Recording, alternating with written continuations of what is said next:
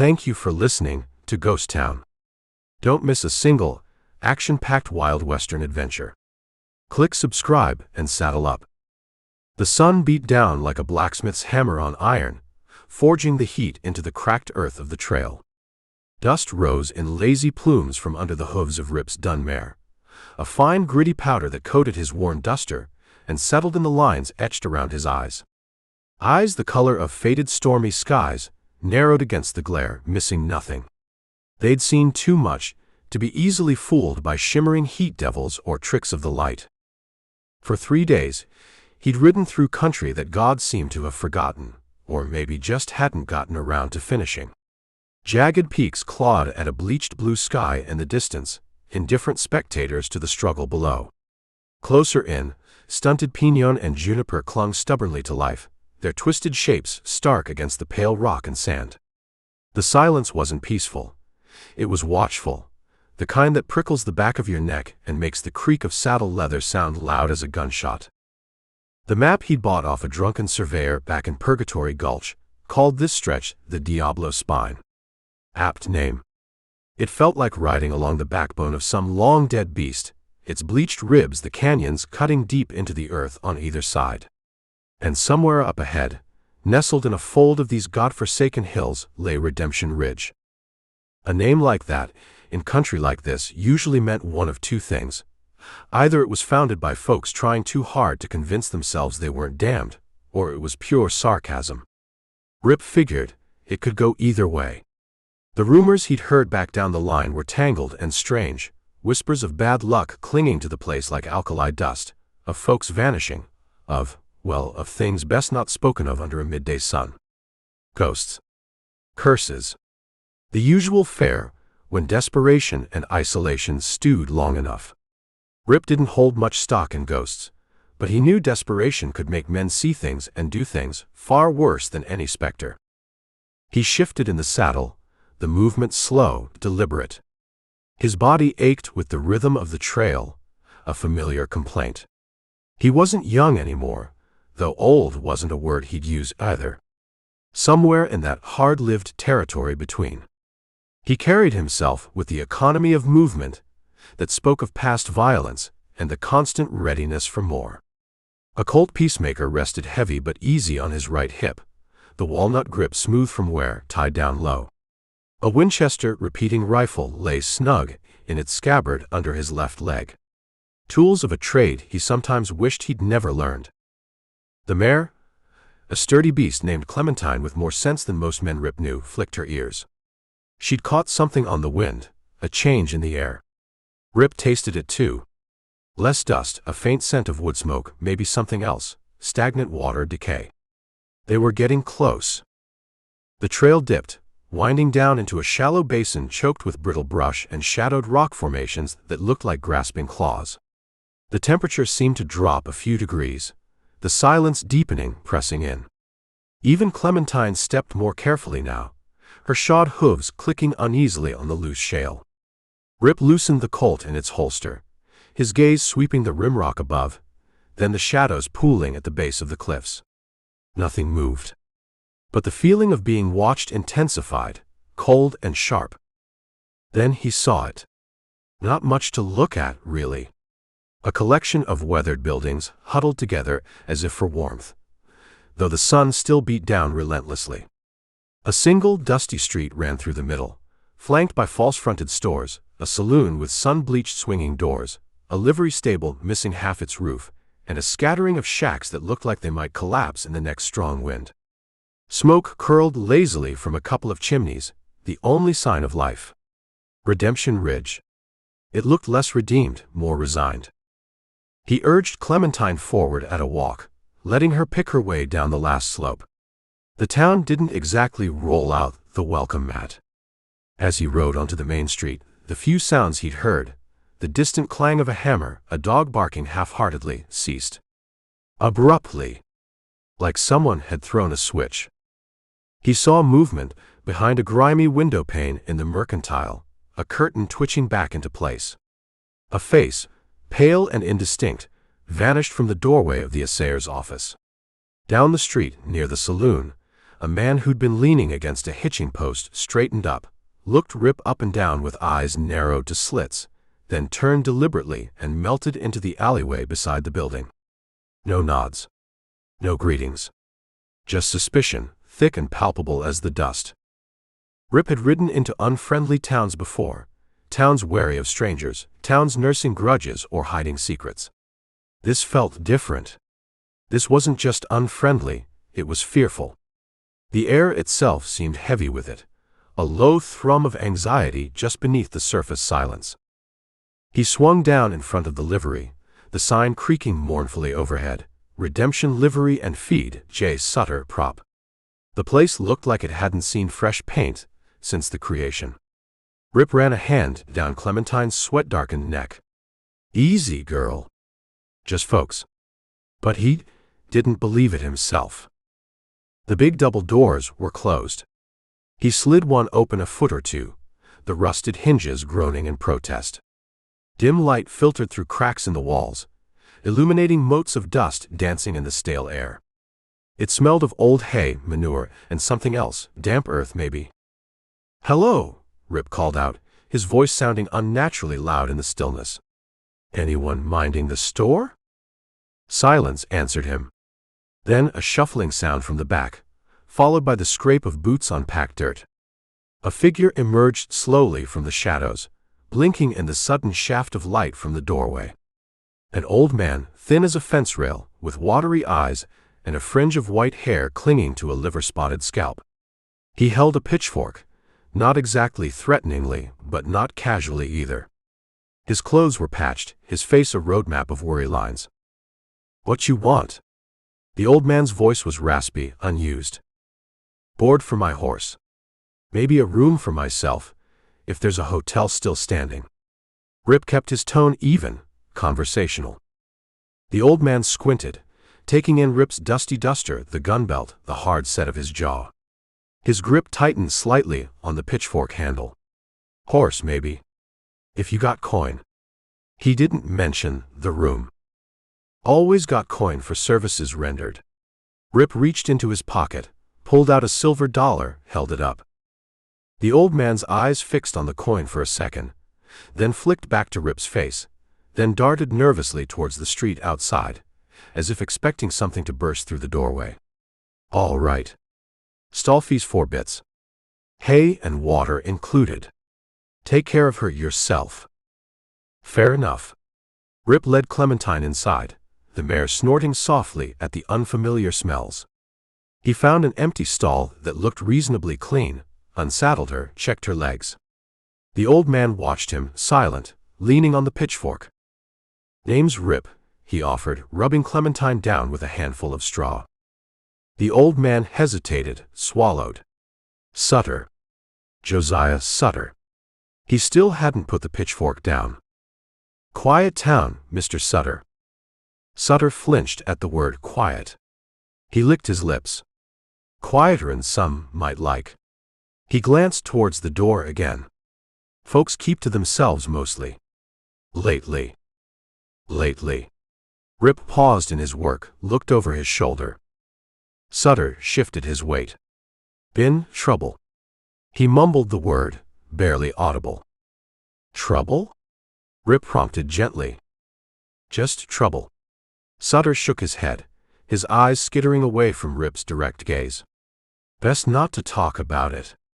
Especially to strangers." Rip didn't push.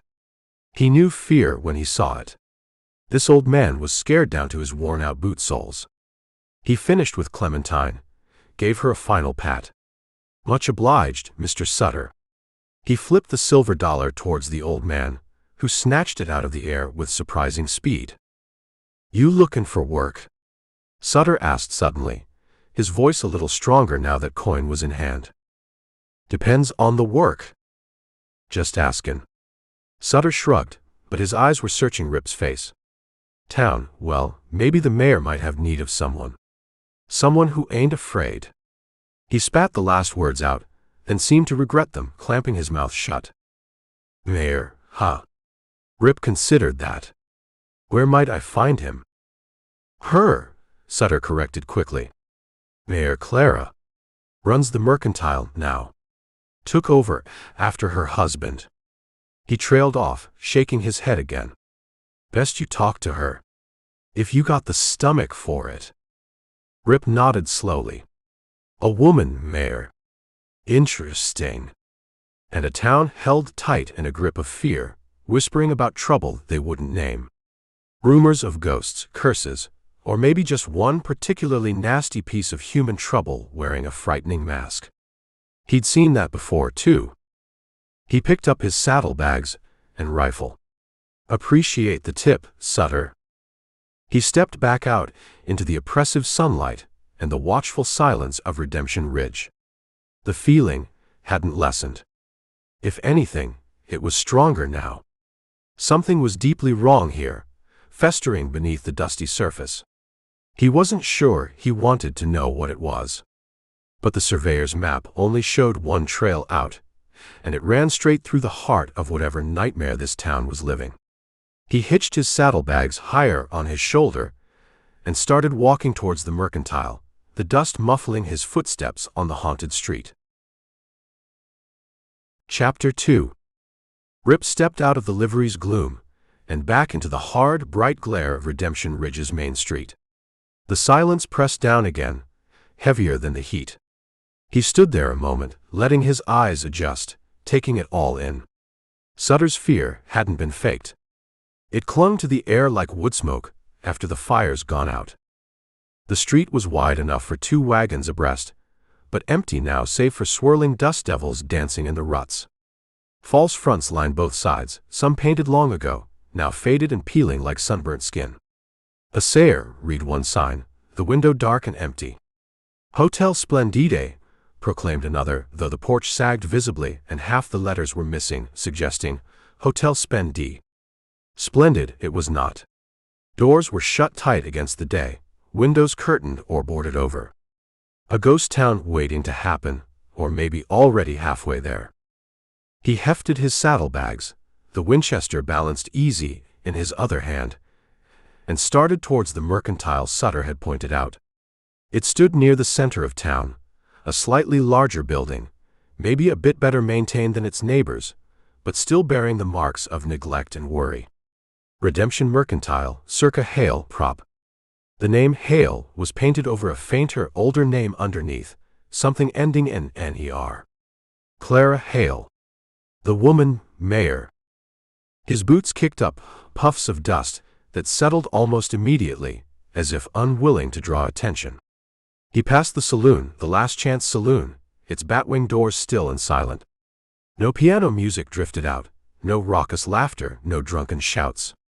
Unusual for this time of day in any town, with blood still pumping through its veins. He glanced inside as he passed. Dim light, the long shape of a bar, empty stools. A lone figure behind the counter, polishing a glass with meticulous slow movements, didn't even look up. Further down, a blacksmith shop stood cold, the forge dark. Tools hung neatly on the wall but coated in a fine layer of undisturbed dust. Across the way, a barber pole's paint was cracked, the shop itself shuttered. It wasn't just quiet, it was stagnant. A town holding its breath, waiting for the other boot to drop. He reached the mercantile. 2 wide steps led up to a covered porch. A bench sat against the wall, empty. He pushed open the door, a small bell overhead giving a tinny, startling jingle. Inside, the air was cooler, smelling faintly of kerosene, burlap, coffee beans, and something else, chloride of lime. A disinfectant smell, sharp and clean, trying too hard to cover something else up. Shelves lined the walls, stocked with the usual necessities, canned goods, bolts of cloth, sacks of flour and beans, tools, ammunition, patent medicines, promising cures for everything from consumption to cowardice. But the shelves weren't crammed full, gaps showed like missing teeth. Supplies weren't getting through, or maybe folks weren't buying. Only 2 other people were inside besides himself. A young woman, hardly more than a girl, stood behind the long wooden counter. Her face was pale, her eyes large and shadowed, darting nervously towards the door when the bell rang, then quickly away when she saw Rip. She gripped the edge of the counter, her knuckles white. The other was a man, older, maybe a rancher judging by his worn denims and dusty hat, standing near the back by the sacks of grain. He'd been talking to the girl behind the counter in a low voice, but stopped dead the moment Rip entered. He turned slowly, his hand hovering near the butt of the pistol holstered on his hip. His eyes, sunk deep in a weathered face, were narrowed with the same raw suspicion Rip had seen in Sutter. Silence descended again, thick and uncomfortable. Rip gave a curt nod. Afternoon. The rancher just stared. The girl swallowed, managed a tight, forced smile that didn't reach her eyes. Help you? Her voice was thin, reedy. Looking for the proprietor. Mrs. Hail. The girl's eyes flickered towards a closed door behind the counter. The mayor's busy right now. She twisted a loose thread on her apron. Anything I can help you with? Maybe. Rip let his gaze drift over the shelves, buying time, taking the temperature of the room. Need some .44-40 cartridges. Coffee. Maybe some jerky if you got any that ain't hardtack. The girl turned, relieved to have a task, and started gathering the items. Her movements were jerky, inefficient. She dropped a box of cartridges, gasped, and snatched it up again, glancing fearfully towards the windows. The rancher hadn't moved. He watched Rip with unwavering intensity. Rip met his gaze steadily, letting the silence stretch. Finally, the rancher spoke, his voice a low growl. Just passing through. That's the general idea. Best keep passin' then. Ain't nothing for strangers in Redemption Ridge. Nothing but trouble. Heard talk of trouble, Rip said, keeping his voice mild. Sutter down at the livery mentioned it. The rancher's eyes hardened. Sutter's name seemed to confirm something for him. Sutter talks too much for his own good. He spat the words out. This ain't your concern, mister. Folks seem spooked, Rip observed, ignoring the warning. Place feels like a graveyard waiting for the corpses. The rancher's hand tightened near his gun. The girl behind the counter froze, holding a tin of coffee beans. You watch your mouth, the rancher hissed. Some things ain't to be spoken of lightly. Like the Wraith? Rip asked, dropping the name Sutter hadn't dared to say. The effect was immediate. The girl let out a small, choked cry and stepped back from the counter, bumping into the shelves behind her. The rancher went rigid, his face paling under his tan. His eyes darted around the store, towards the door, the windows, the shadowed corners, as if expecting something to materialize from the air itself. Who told you that name? He demanded, his voice strained. Heard it whispered, Rip lied smoothly. Townsfolk getting killed. Disappearing. Sounds like more than just trouble. It ain't natural, the girl whispered, her voice trembling. She hugged herself, rubbing her arms as if suddenly cold. It comes in the night, takes who it wants. Sheriff Tanner, gone. Old man Hemlock, found him down the well. The Collier boys, vanished without a trace, huntin' up Diablo's spine. Her voice broke. The rancher shot her a furious look. Be quiet, Beth. Ain't safe, talkin' about it. He turned back to Rip, his fear warring with anger. This ain't no barroom ghost story, mister. This is real. Deadly real. And pockin' your nose in, it'll just get you planted alongside the others. Rip considered the man's fear, the girl's terror. It was genuine, all right. Whether it was a ghost doing the killing, or just a man clever enough to use the town's superstitions, didn't much matter to the dead or the scared. He looked at the supplies Beth had gathered on the counter. Still need these, he said calmly. The tension hung heavy as Beth, avoiding Rip's eyes now, quickly tallied the cost. Rip paid, counting out the coins deliberately. As he gathered his purchases, the door behind the counter opened. A woman stood there, wiping her hands on an apron. She wasn't young, maybe late 30s, early 40s. Tall for a woman, with dark hair pulled back severely from a face that might once have been handsome but was now etched with lines of strain and exhaustion. Yet her eyes were clear, direct, and held a spark of weary intelligence. She surveyed the scene. Rip at the counter, Beth looking terrified, the rancher stiff with hostility, and her mouth tightened. This had to be Clara Hail. She carried herself with an air of authority that wasn't put on. It was earned, settled into her bones like the dust of this town. You could see why folks might turn to her when things fell apart. "Everything all right out here, Beth?" Her voice was low, steady, carrying easily in the tense silence. "Yes'm, Mayor," Beth stammered. Just a customer." Clara's gaze settled on Rip. It was assessing, shrewd. She took in his gear, his stance, the quiet competence about him. She didn't look surprised or particularly welcoming, but maybe interested. "See, you found us, stranger," she said. Her tone was level, betraying nothing. "Sutter mentioned you might be by." The rancher looked startled, then resentful, that Sutter and the mayor had apparently discussed the newcomer. He gave a stiff nod. "Mayor." He grabbed a sack he'd presumably paid for earlier. "Best be goin'. Cattle won't watch themselves." He practically fled the store. Clara watched him go, a flicker of something, exasperation, pity in her eyes. Then she looked back at Rip. "Can I help you with anything else? Or you just passin' through like everyone advises?" There was a faint hint of irony in her voice, a weariness that went bone deep. Rip met her gaze. He saw the fear there too, same as the others, but banked down, controlled by sheer force of will. Sutter said she might need someone unafraid. Looking at the mayor of Redemption Ridge, standing solid amidst the palpable dread suffocating her town, Rip had a feeling Sutter might be right. He also had a feeling getting involved was a damn fool idea. But then, he'd never been known for making the smart play. "Might be," Rip said slowly, holding her gaze. "Might be I could use a word with the mayor." Chapter 3. Clara Hail stood there in the doorway behind the counter, the silence stretching thin between her and Rip. Beth, the young clerk, looked like she wanted the floorboards to swallow her whole. She kept her eyes down, fiddling uselessly with the pile of coins Rip had paid. The disinfectant smell seemed sharper now, trying and failing to mask the underlying scent of fear. "A word with the mayor."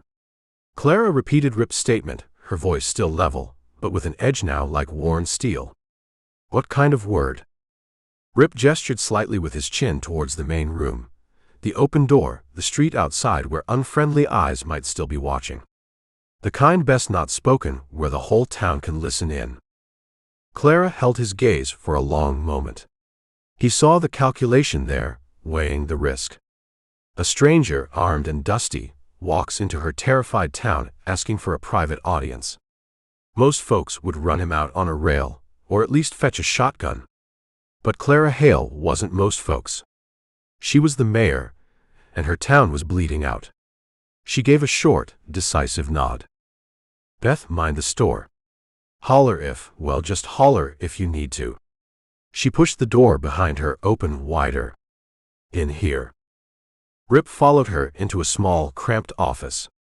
A sturdy desk dominated the space, littered with ledgers, invoices, and a half-finished letter.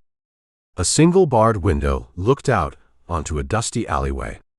There was a gun rack on the wall, holding a shotgun and an older model Henry rifle, both meticulously clean. A faded photograph on the desk showed Clara standing beside a broad-shouldered man with a hopeful grin, likely the late Mr. Hail, the one Sutter mentioned. The room felt functional, lived in, the workspace of someone juggling too many burdens. Clara didn't offer him a seat, just rounded the desk and stood facing him, her arms crossed loosely. The weariness was plain on her face now, up close, etched deep around her eyes and mouth, but her stance was solid, braced. "All right, stranger. You asked for a word. Speak it." "Name's Rip." "Heard." She didn't offer hers again. She knew he knew. "Sutter said you weren't easily spooked. Was he right?" "Depends what's doing the spooking." Rip leaned his Winchester against the wall near the door, keeping it within easy reach. He didn't unbuckle his gun belt. Your town's scared bad, Mayor. Rode into places where folks didn't like strangers, sure. Never rode into one that felt like it was holding a wake for itself. Clara's mouth thinned. We've had incidents. You heard the talk out there. The Wraith. She said the name flatly, without the superstitious dread of the others, more like naming an unpleasant disease. Heard the name, Rip confirmed. Heard about disappearances. Killings. Heard folks think it's something unnatural. Folks are scared, Clara said, her voice tight. When people get scared enough, they'll believe anything. Easier to blame a phantom than face the truth sometimes. Rip raised an eyebrow. And the truth is? She leaned forward slightly, resting her hands on the cluttered desk. Her eyes, dark and intense, locked onto his. The truth is, whatever's doing this, it bleeds. Rip waited. Sheriff Tanner, she continued, her voice low and hard. Good man. Not easily rattled. He went missing 3 weeks ago. His horse turned up lame down near the old creek bed. Found his hat and bloodstains on the rocks. Not ghost blood, Rip. Human blood. Animals could have done that. Maybe, she conceded. But then hemlock found in his well. Neck broken. Doors locked from the inside. Folks screamed ghost.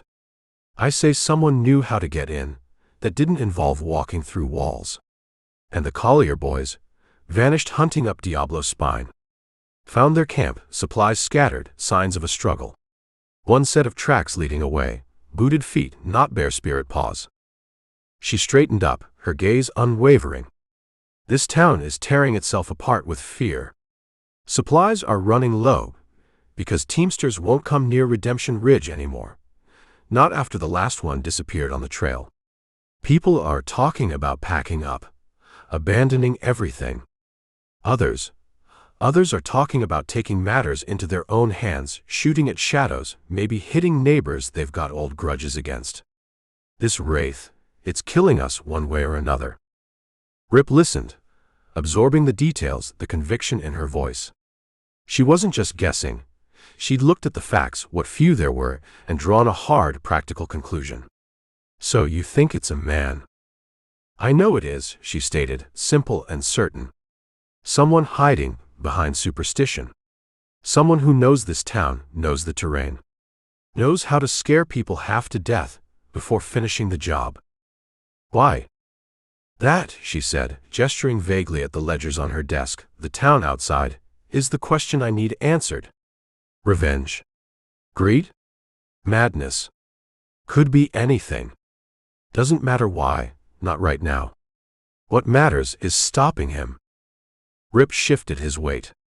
He could feel the hook sinking in, the familiar pull of a problem that needed solving, the kind that usually involved gunpowder.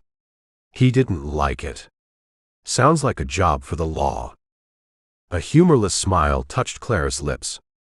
The law is either dead, missing, or hiding under his bed down in Purgatory Gulch, refusing to answer my telegrams.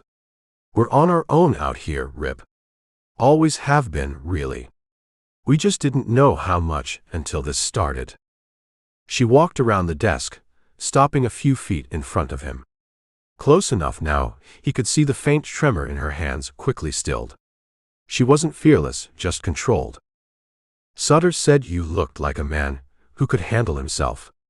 Someone who knew which end of a gun was which. Someone who didn't carry that Colt just for show. Her eyes flicked to the tied-down holster on his hip. He said you didn't look scared when you rode in. Being careful isn't the same as being scared, Mayor. Maybe not. But you're still here. You came looking for me after hearing the talk. Most would have ridden straight through without stopping. She took a breath. I need someone like you, Rip.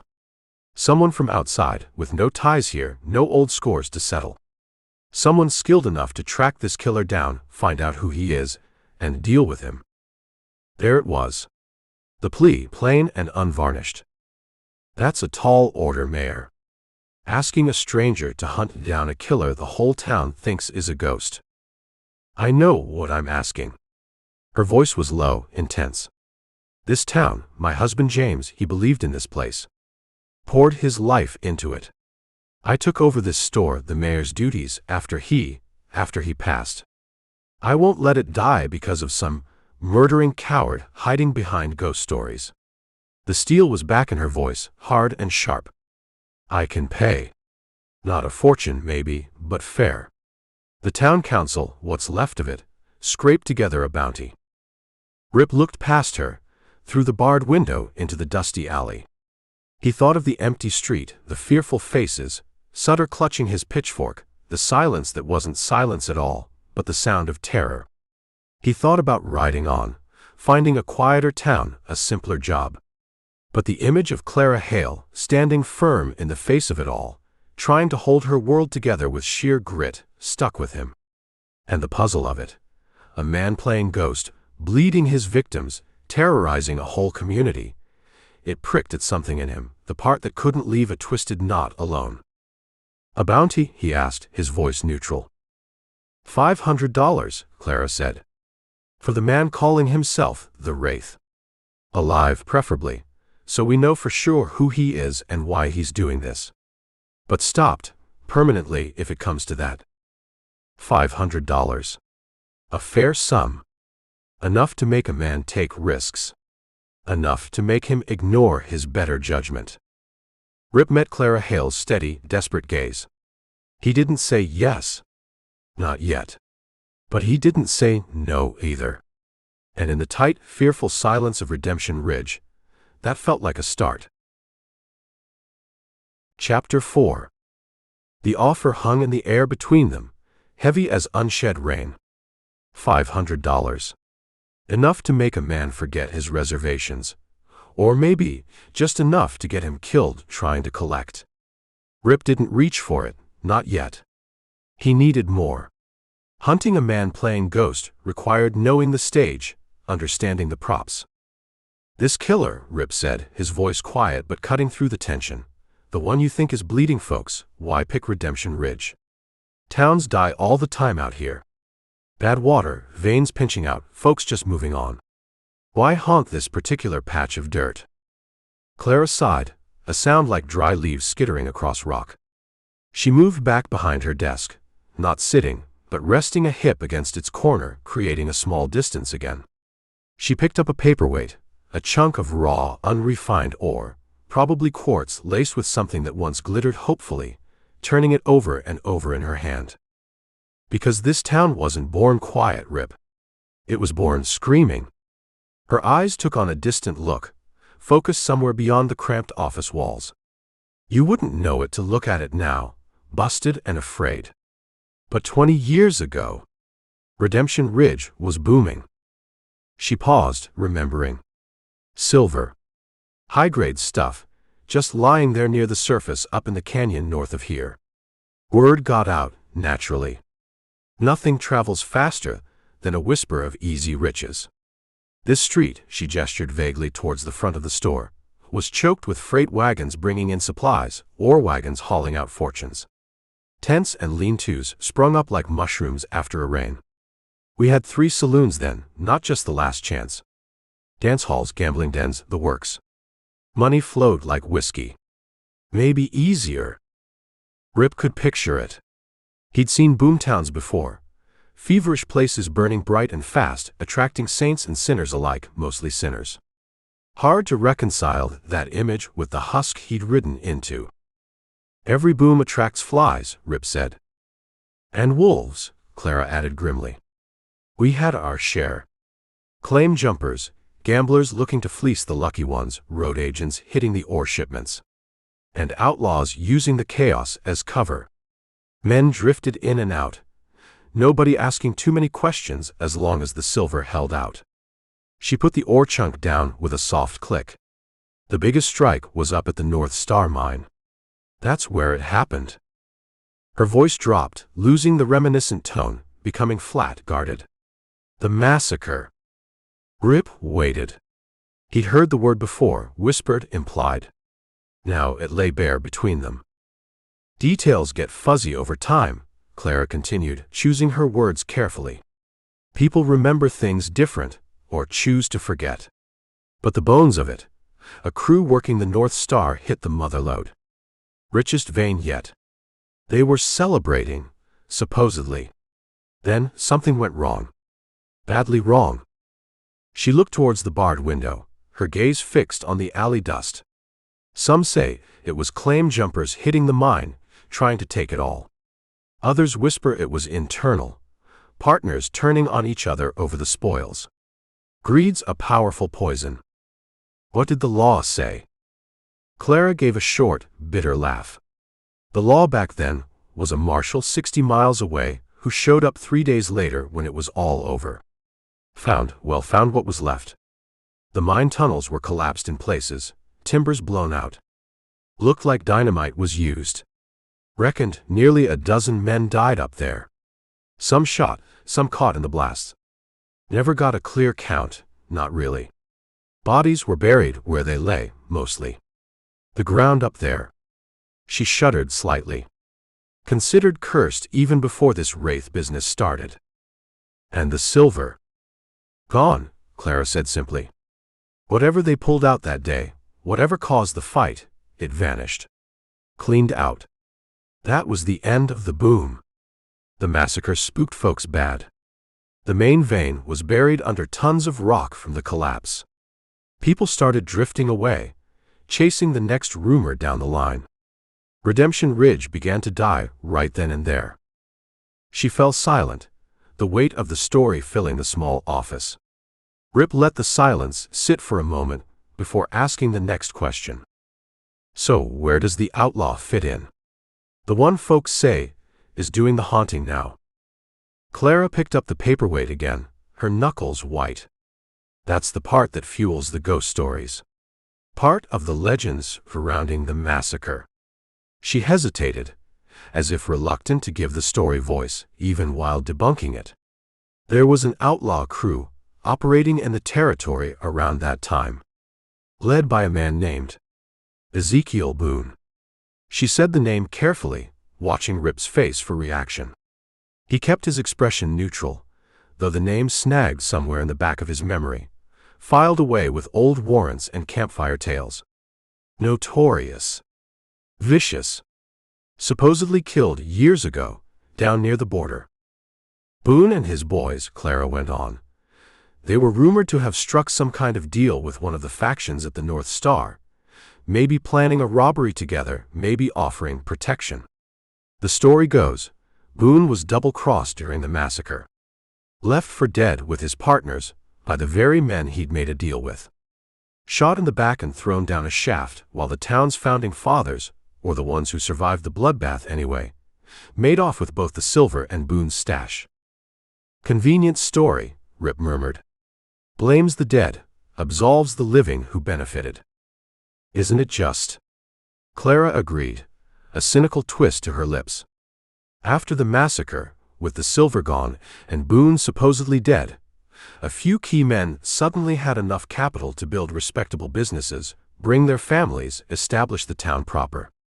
They became the town council, the pillars of the community. She didn't name names, but the implication was clear. The roots of Redemption Ridge were sunk deep in blood money and betrayal. So the legend was born, she continued. Ezekiel Boone, cheated and murdered, his angry spirit trapped in the mine, tied to the stolen treasure. They say he rises, the Wraith, seeking vengeance on the descendants of those who betrayed him. Looking for his lost gold. She shook her head. It was just a story people told their kids to keep them away from the abandoned mine. Until recently. Until people started dying again, Rip finished for her. Yes. Clara met his eyes, the weariness back, deeper now. Tanner, Hemlock, the Colliers. Their families weren't directly involved in the founding, not the original pillars. But maybe they knew something. Or maybe. She trailed off. Maybe the killer just wants us to think it's Boone's ghost. Using the old fear. Targeting people connected, however loosely, to the town's original sin. Keeping everyone guessing, looking over their shoulders, afraid of shadows and whispers from the past. Rip considered it all. A massacre built on greed. A convenient legend about a vengeful ghost. A modern killer exploiting that legend. It was messy, tangled, but it had the ugly ring of truth to it, the kind of truth that festers in isolated places. The $500 bounty suddenly felt inadequate. This wasn't just about stopping a killer. It was about digging up bodies buried 20 years ago, figuratively and maybe literally. You think the current killer is connected to that massacre? Or just using the story? I don't know, Clara admitted honestly. That's what I need you to find out. Find him. Stop him. Before there's no town left to save. She leaned forward again, the intensity back in her gaze. So, Rip, are you just passing through? Or are you the man Sutter thought you were? The question hung there again. He looked at Clara Hail, shouldering the weight of a town built on a bloody secret, now facing a killer hiding in its darkest legend. He thought about the fear outside, the whispers, the empty street. He thought about $500. And he thought, not for the first time, that he had a bad habit of stepping into trouble that wasn't his. He ran a hand over his jaw, feeling the grit of the trail. Tell me more about this mine. Chapter 5. Rip straightened up from leaning against the wall near Clara's desk. He hadn't said yes outright, not in so many words. Didn't need to. They both knew the hook was set. Asking about the North Star mine was agreement enough. A man didn't inquire after the specifics of the hunting ground unless he planned on joining the hunt. Clara's shoulders seemed to lose some of their rigid tension, though the weariness in her eyes remained. The mine, she said, her voice regaining some briskness, the mayor taking charge again. It's maybe 2 miles north of town. Trail starts behind the old assay office, winds up into Diablo Spine. Can't miss it. What's left of the headframe stands out against the ridge. She paused. But Rip, be careful. It's bad ground up there. Treacherous footing, shafts hidden by brush. And that's before you consider who, or what, might be using it for a den. Careful's how I stay breathing, Rip replied, gathering his rifle and the few supplies he'd bought earlier. Coffee and cartridges. Seemed fitting for the job ahead. He gave a curt nod. Appreciate the information, Mayor. And the offer. I'll look around. See what shakes loose. Finding who's doing the shaking is the trick, Clara said dryly. Check back here when you know something. Anything. He nodded again and turned, leaving the small office and stepping back into the main part of the mercantile. Beth, the young clerk, was still behind the counter, pretending to rearrange tins of peaches. She didn't look up as he passed. The bell above the door gave its tinny little jingle as he stepped back out onto the porch, the late afternoon sun hitting him square in the face. The light was different now. Lower in the sky, stretching shadows long and thin across the dusty street. The heat had lessened somewhat, but the oppressive silence remained, maybe even deepened as twilight approached. The town felt suspended, waiting for nightfall, waiting for whatever came with it. That feeling of being watched hadn't faded while he was inside talking to the mayor. If anything, it felt stronger now, more focused. He paused on the mercantile porch, letting his eyes scan the street, the buildings, the alleys. Nothing overt. A curtain fluttered in an upstairs window of the defunct hotel. A dog barked somewhere in the distance, quickly silenced. But the stillness felt charged, unnatural. His instincts, honed by years of walking into places where friendliness was a luxury, screamed at him. He stepped down onto the street, intending to head back towards the livery. Maybe arrange for a room if Sutter knew of one that wasn't actively collapsing. He kept the Winchester held loosely across his body, his gaze sweeping left and right, taking in the details. The peeling paint, the broken boardwalk planks, the way the shadows pooled thick and dark in the spaces between buildings. That's when he saw him. Not clearly, not at first. Just movement. Down at the southern edge of town, where the buildings petered out into scrubby grassland and scattered rock formations marking the start of the rough country beyond. A flicker of darkness against the sun-bleached grass, gone almost as soon as it registered. Rip stopped. He stood perfectly still, blending with the backdrop of the weathered storefronts, letting his eyes adjust, focusing on the spot. Patience. Sometimes the best way to see something was to stop looking for it directly. There. Again. A figure, standing partially concealed behind a cluster of warped juniper near the spot where the trail Rip had ridden in on, emerged from the broken land. Too far to make out features, but definitely a man dressed in dark clothing. He wasn't moving now, just standing there utterly still, watching the town. Watching him. Rip felt the hairs on the back of his neck prickle.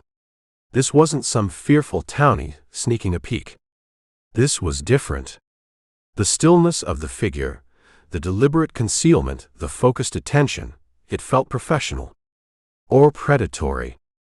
He shifted his grip slightly on the Winchester. He could raise the rifle, call out. But what would that achieve? The figure was too far for a reliable shot, especially in the fading light, and calling out would just send him scrambling. Better to close the distance, get a look, maybe ask a question or two, forcefully if need be. Without hurry, but without hesitation either, Rip started walking. Not directly towards the figure, but angling across the street, heading towards the gap between the blacksmith shop and the last dilapidated shack on that side. It put the buildings between him and the watcher momentarily, but it was the quickest route to cut the distance. His boots made almost no sound in the thick dust. He moved with a fluid economy, his eyes constantly scanning, checking rooftops, windows, alley mouths. He reached the gap between the buildings, the space choked with tumbleweeds and discarded junk. He slipped through, emerging into the open area behind the main street buildings. The ground here was uneven, littered with debris. The edge of town, where he'd seen the figure, was maybe 50 yards away now, across the open scrubby ground. He risked a quick glance. The figure was gone from behind the juniper clump. Rip swore under his breath. He scanned the area, the scattered rocks, the thicker patches of brush near where the trail dipped out of sight. Nothing. Vanished.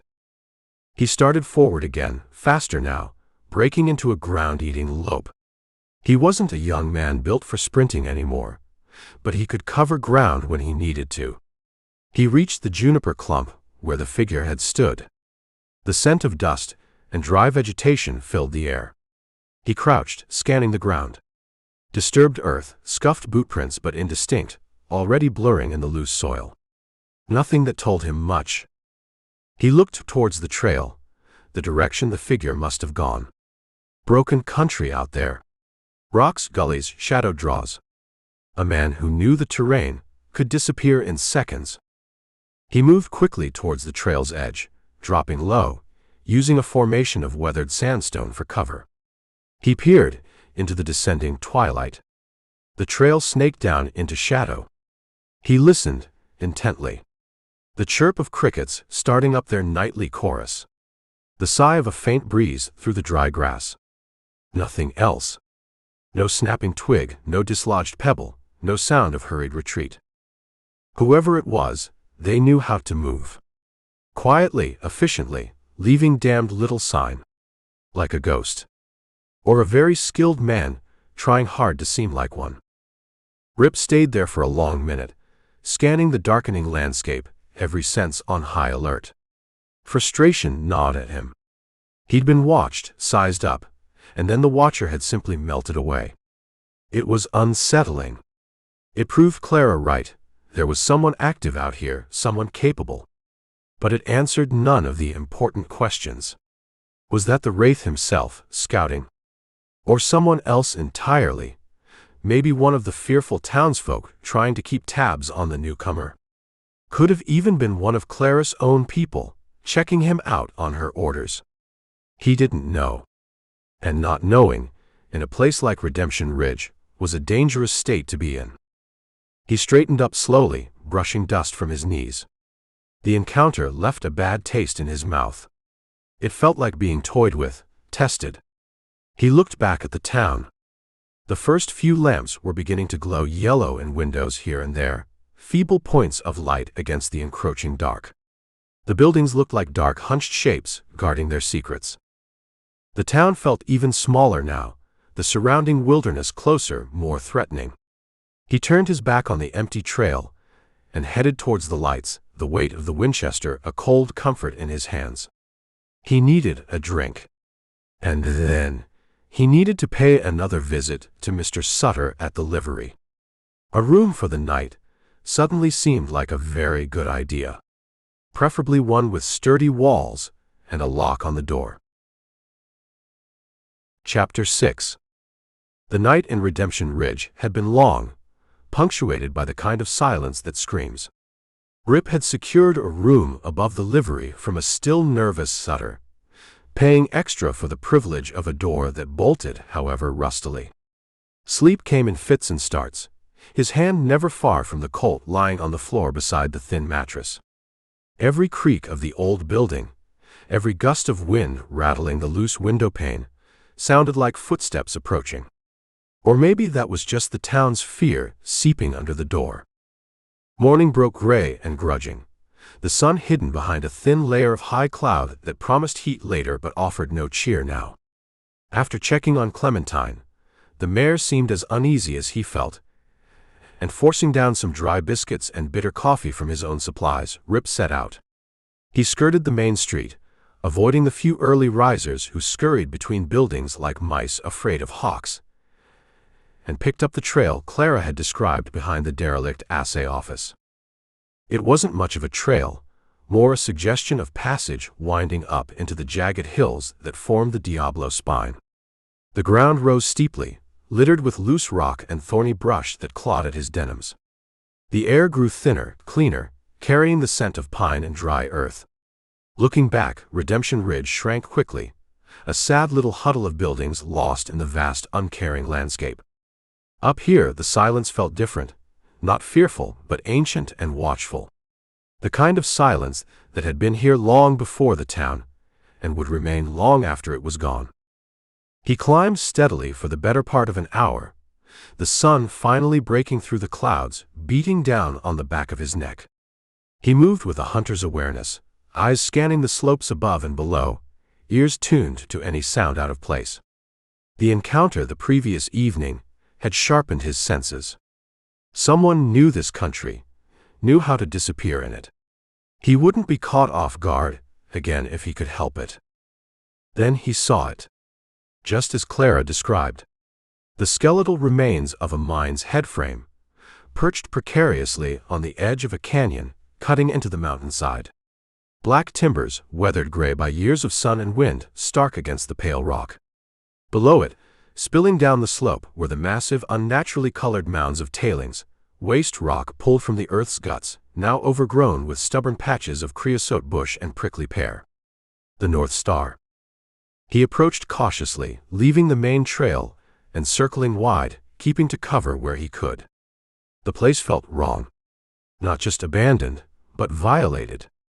The ground was scarred with old diggings, prospect holes, and the remnants of structures, collapsed sheds, rusting machinery half buried in the earth, timbers scattered like bones.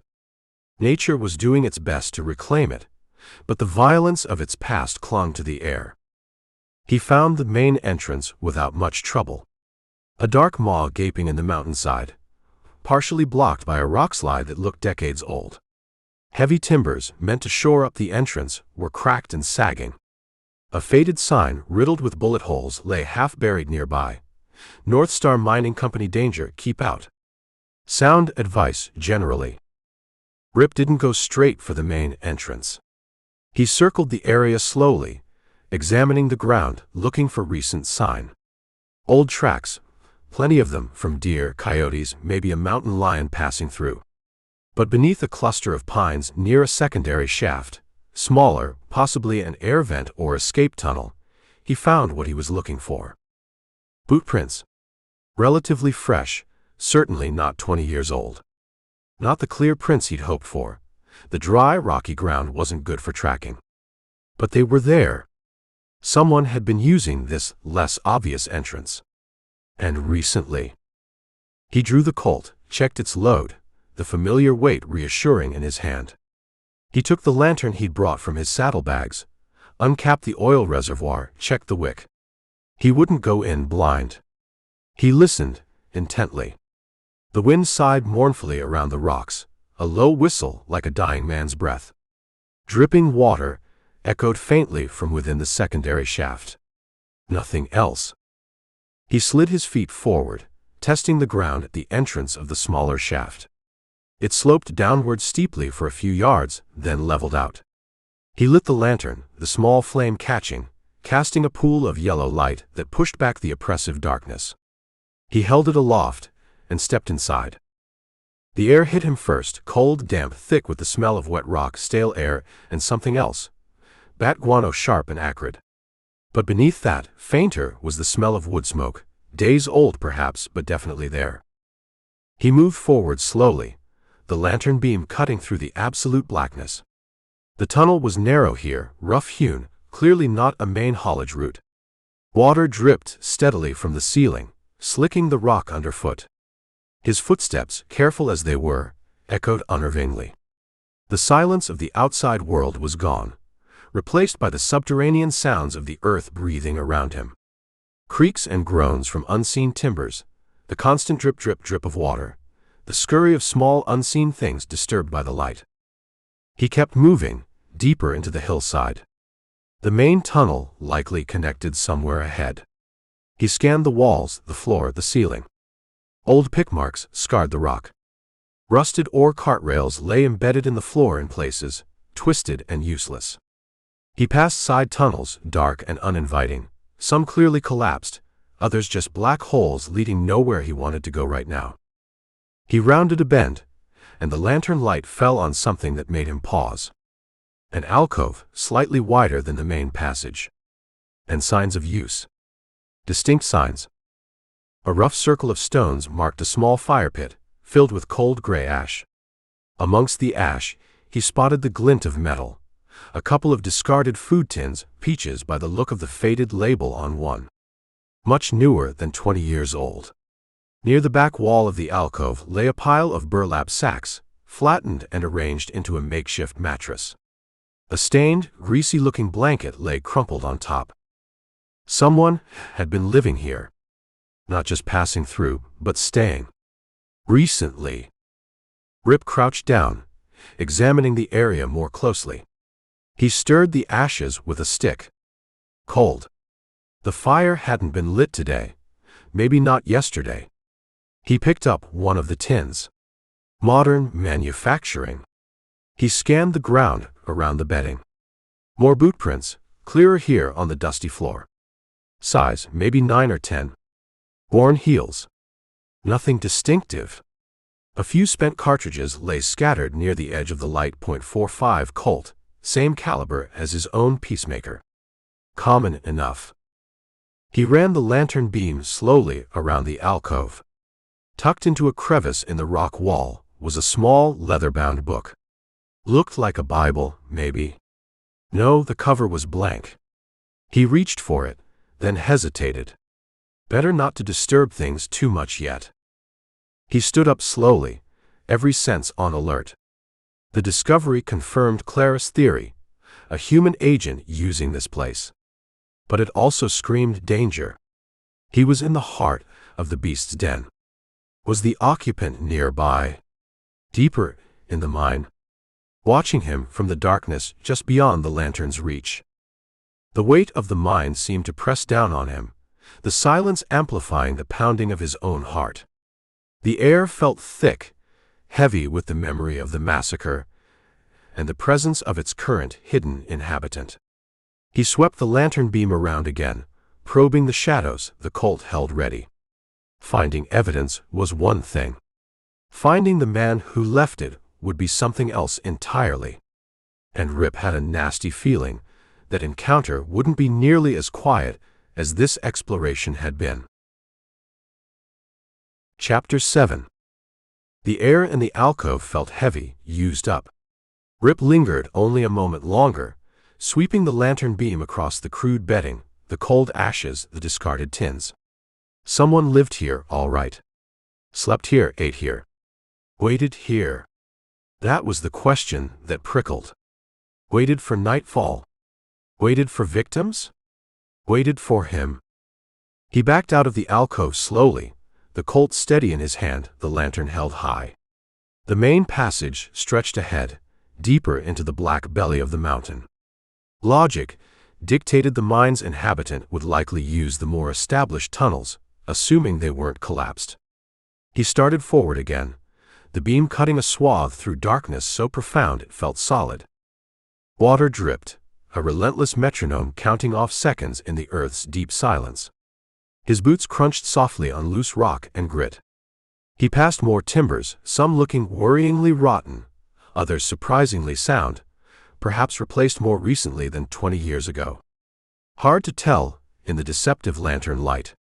Side tunnels branched off, black holes promising disorientation or ambush. He ignored them, sticking to what felt like the main artery. The tunnel widened slightly, the ceiling higher here. This must have been closer to the main workings. He could see the ghostly outlines of abandoned equipment, the rusted chassis of an ore cart lying on its side, its wheels seized, a pile of decaying canvas hoses, the splintered remains of wooden barrels. Relics of a forgotten frenzy, monuments to greed left to rot. The weight of the massacre felt heavier here, the air colder. He imagined the chaos, the gunfire, the final, desperate moments playing out in this very spot. His lantern beam slid across the rock wall to his right. Usually, he scanned the path ahead, the floor, the ceiling. This time, something caught his eye on the vertical surface. A patch of rock smoother than the surrounding area, strangely clean, as if prepared. He stopped, held the lantern closer. Not natural markings. Not random scratches. Letters. Deeply gouged into the stone, sharp-edged, deliberate. Someone had taken time, applied pressure. This wasn't idle graffiti, it was a statement. His light traced the rough capitals, scraped white against the darker gray rock. Ezekiel. Boone. Beneath the name, almost as an afterthought, a crudely carved symbol, a rattlesnake coiled as if ready to strike. Rip felt the blood drain from his face. The mine, the damp air, the dripping water. It all receded, replaced by a roaring in his ears and a sudden vivid flash of memory, hot and violent as a gunshot.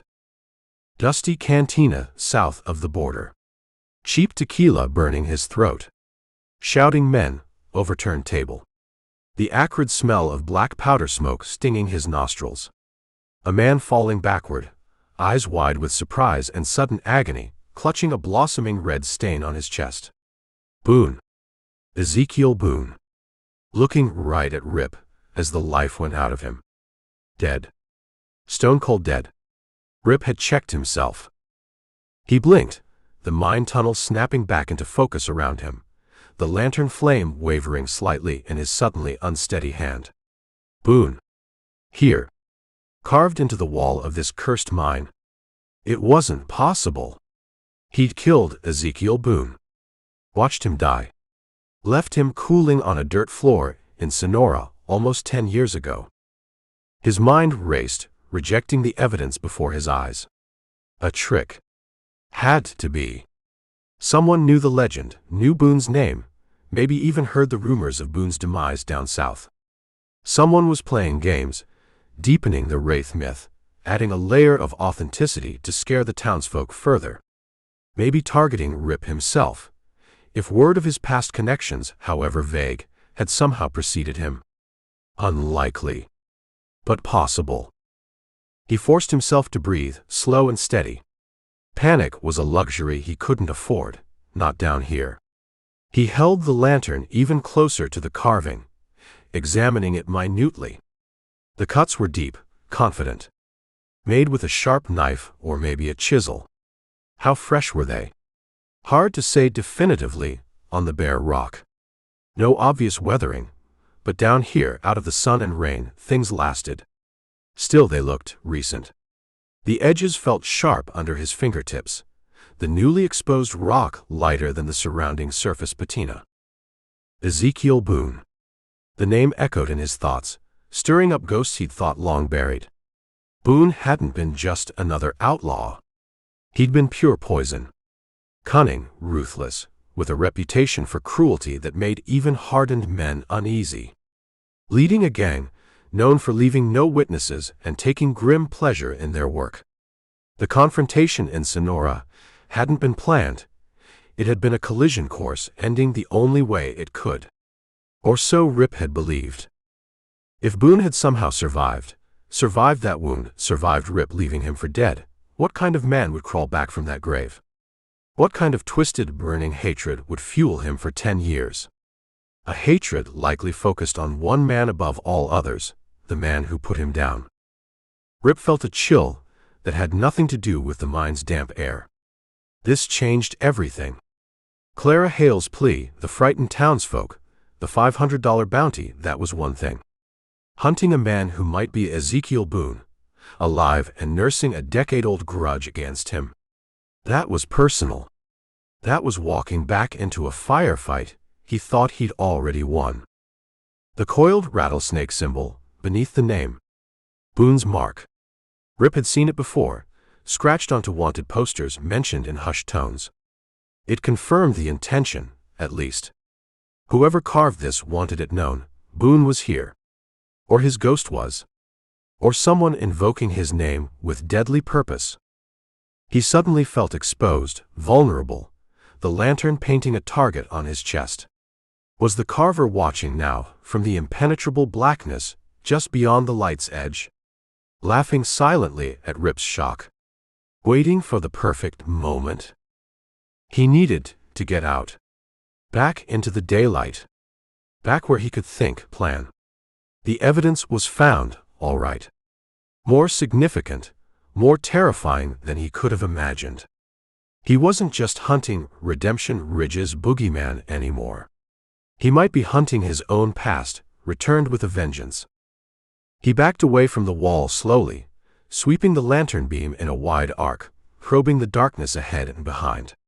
He turned and began retracing his steps towards the secondary shaft entrance, moving faster now, but still cautious, listening intently over the sound of his own breathing and the steady drip, drip, drip of water that now sounded like a clock ticking down. Every shadow seemed deeper, every noise amplified.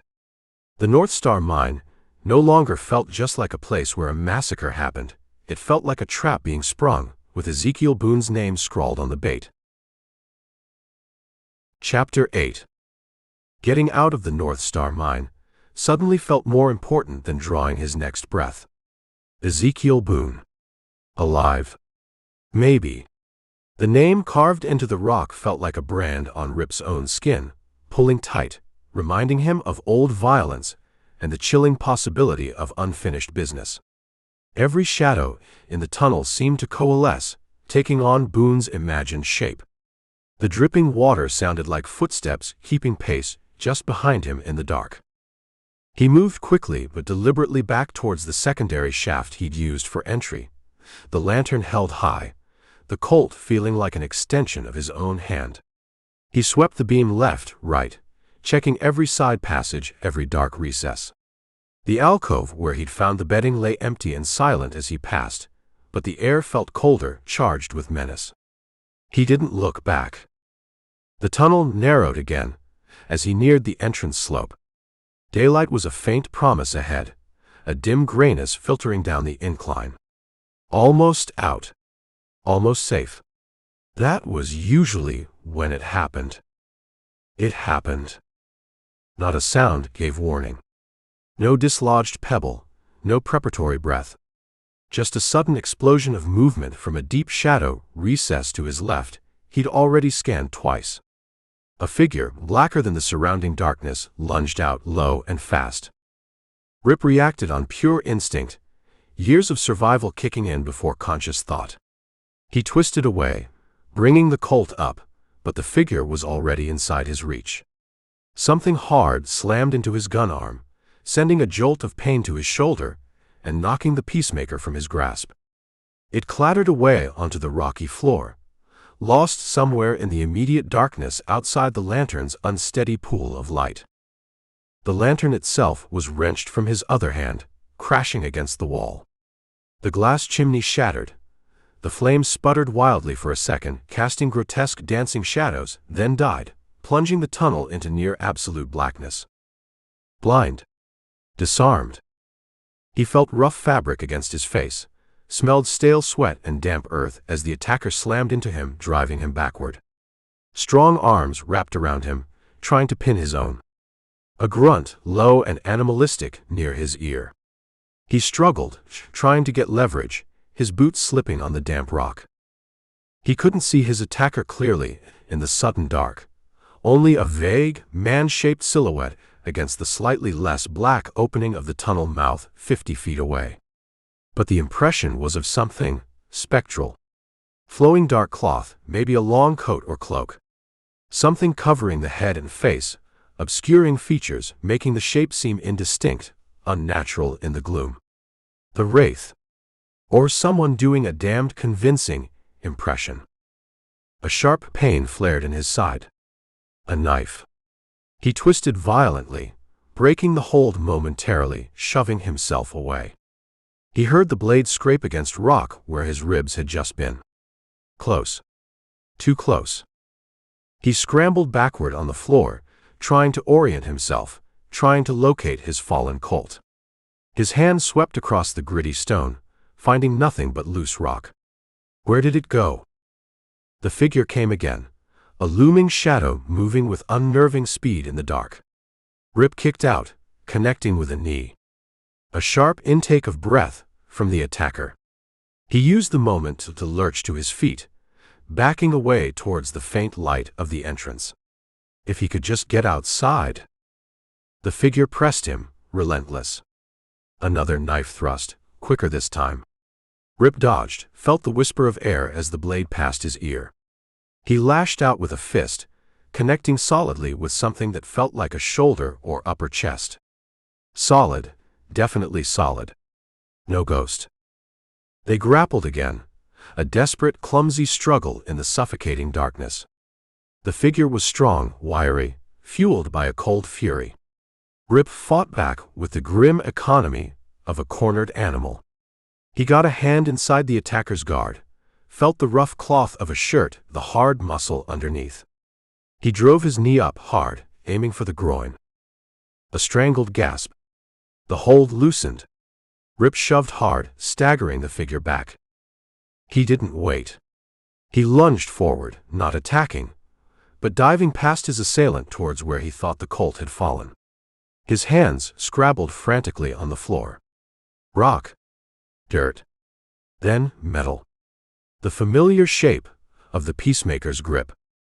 He snatched it up, rolling, coming up onto one knee, thumbing the hammer back as he turned. The figure was already recovering, turning back towards him, a dark shape preparing to charge again. There was no time to aim carefully, barely enough light to see a silhouette. Rip fired.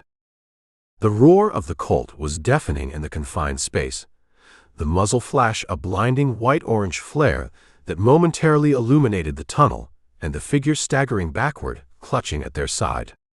In that instant of light, Rip saw it. A dark mask covering the lower face, a wide-brimmed hat pulled low, the glint of startled, hate-filled eyes. A choked cry of pain echoed off the rock walls. The figure stumbled, one hand pressed hard against their left side, just above the hip. They hesitated for only a second, then turned, surprisingly fast for someone just shot, and scrambled up the slope towards the daylight. Rip pushed himself to his feet, his side aching where the knife had nearly found its mark, his ears ringing from the gunshot. He raised the Colt again, squinting into the gloom. The figure was already at the top of the incline, silhouetted against the gray light. They glanced back once, a look of pure venom visible even in the dimness, then plunged out of the mine entrance and vanished. Silence crashed back in, broken only by the frantic pounding of Rip's own heart and the ceaseless drip, drip, drip of water somewhere deeper in the mine. He stood there for a long moment, breathing heavily, the smell of gunpowder thick in the air. He checked himself quickly. A shallow slash on his side, bleeding sluggishly but not deep. Bruises starting to form. Nothing broken. Lucky. Damned lucky. He cautiously approached the spot where the attacker had been standing when he fired. His boots scuffed against something wet and sticky on the rock floor. He knelt, touched it. Blood. Dark and thick in the faint light filtering from the entrance. He'd hit him all right. Maybe not a killing shot. Not by the way the figure moved getting away, but a solid hit. He moved towards the entrance, Colt held ready, peering out into the daylight. He scanned the area, the tailings piles, the scattered rocks, the path leading back down towards town. Nothing moved. The attacker had disappeared as effectively as the watcher the day before. Gone. Rip stepped out of the mine's chill embrace and into the gray afternoon, taking deep breaths of clean air. He'd found the signs of habitation. He'd found Boone's name. And he'd just gone fist to knife to gun with someone dressed like the town's worst nightmare. Someone human, someone who bled, someone who was fast, knew the mine, and clearly wanted Rip dead. Was it Boone, back from the grave with Rip's bullet in his side now instead of his chest? Or someone else playing a deadly game? He didn't know. But he knew one thing for sure. The stakes in Redemption Ridge had just gone sky high. And the blood on the mine floor was just the beginning. Chapter 9. The walk back down from the North Star mine felt longer than the climb up. Every shadow seemed to pulse with remembered violence. Every gust of wind carried the echo of Boone's name. Rip moved steadily, his jaw tight, the adrenaline from the fight fading, leaving behind a cold anger and the dull ache in his side where the Wraith's knife had kissed him. He'd cleaned the cut as best he could with whiskey from his flask and tied a strip torn from his spare shirt around his ribs under his duster. It wouldn't win prizes, but it would hold. Redemption Ridge looked just as sleepy and resigned as before when he reached its edge. But Rip saw it differently now. The shuttered windows weren't just fearful, they were watchful, guarding secrets. The silence wasn't just emptiness, it was the heavy quiet of complicity. He'd gone up the mountain looking for a ghost story's origin. He'd come back knowing he was neck deep in a conspiracy soaked in old blood and fresh fear. He didn't bother with the livery or finding Sutter. He strode straight down the main street, ignoring the few faces that peered out only to vanish again, his boots kicking up dust that settled around him like a shroud. He walked with purpose, heading directly for the mercantile. He needed answers, the real ones this time, and he figured Mayor Clara Hail was the place to start getting them. The bell above the mercantile door gave its irritating little jingle. Beth, the clerk, was behind the counter again, arranging and rearranging the same stack of canned tomatoes. She looked up, saw Rip's face, the grime, the cold set of his eyes, maybe the faint bloodstain blooming on his duster as she looked close, and went paler than milk. "Mayor," Rip said, his voice flat, leaving no room for argument. "Now." Beth didn't even try to stall. She scurried to the back office door, knocked timidly, and practically leapt out of the way as Clara Hail opened it. Clara took one look at Rip, at the hard lines around his mouth, the way he carried himself like a tightly coiled spring, and knew the situation had changed. Her own face seemed to tighten, bracing for impact. "My office," she said, her voice low, and stepped back to let him enter. She closed the door firmly behind them, shutting out the store and Beth's wide, frightened eyes. The small office felt even more claustrophobic than before. Rip didn't wait for an invitation. He turned to face her, keeping his back to the wall, his hand resting near the butt of his Colt. "We need to talk about Ezekiel Boone," he said, skipping preamble. Clara flinched almost imperceptibly, but her eyes didn't waver. "What about him?" "Found his name. Carved into the mine wall up there, big as life." Rip watched her face closely. "Or maybe bigger, considering I put him in the ground, myself, 10 years back down Sonora way." He saw it then, a flicker of something in her eyes. Not just surprise. Recognition? Confirmation? And that's not all, Rip continued, his voice dangerously soft. Seems Mr. Boone, or someone who likes playing dress-up, doesn't appreciate visitors. Jumped me near the entrance. Tried to stick me like a pig. He tapped his wounded side lightly. Put a bullet in him for his trouble. Left side, above the hip. He ran off, but he was bleeding. Clara's composure finally cracked. She sank down onto the chair behind her desk, her face ashen. He attacked you. Inside the mine. Tried to. Dressed like the Wraith folks whisper about. Rip leaned forward slightly. Now, Mayor. You told me folks were scared of a ghost story. Told me you thought it was a man. But you didn't tell me the ghost story might have Ezekiel Boone's name attached, did you? And you sure as hell didn't tell me why this town is so terrified that they'd rather let a killer pick them off one by one than face the truth. Clara started, then stopped. She looked down at her hands, clenched tight on the desk blotter. Don't lie to me, Mayor, Rip said, his voice still quiet but carrying the weight of the violence he'd just survived. I almost died up there because I didn't have the full picture. That stops now.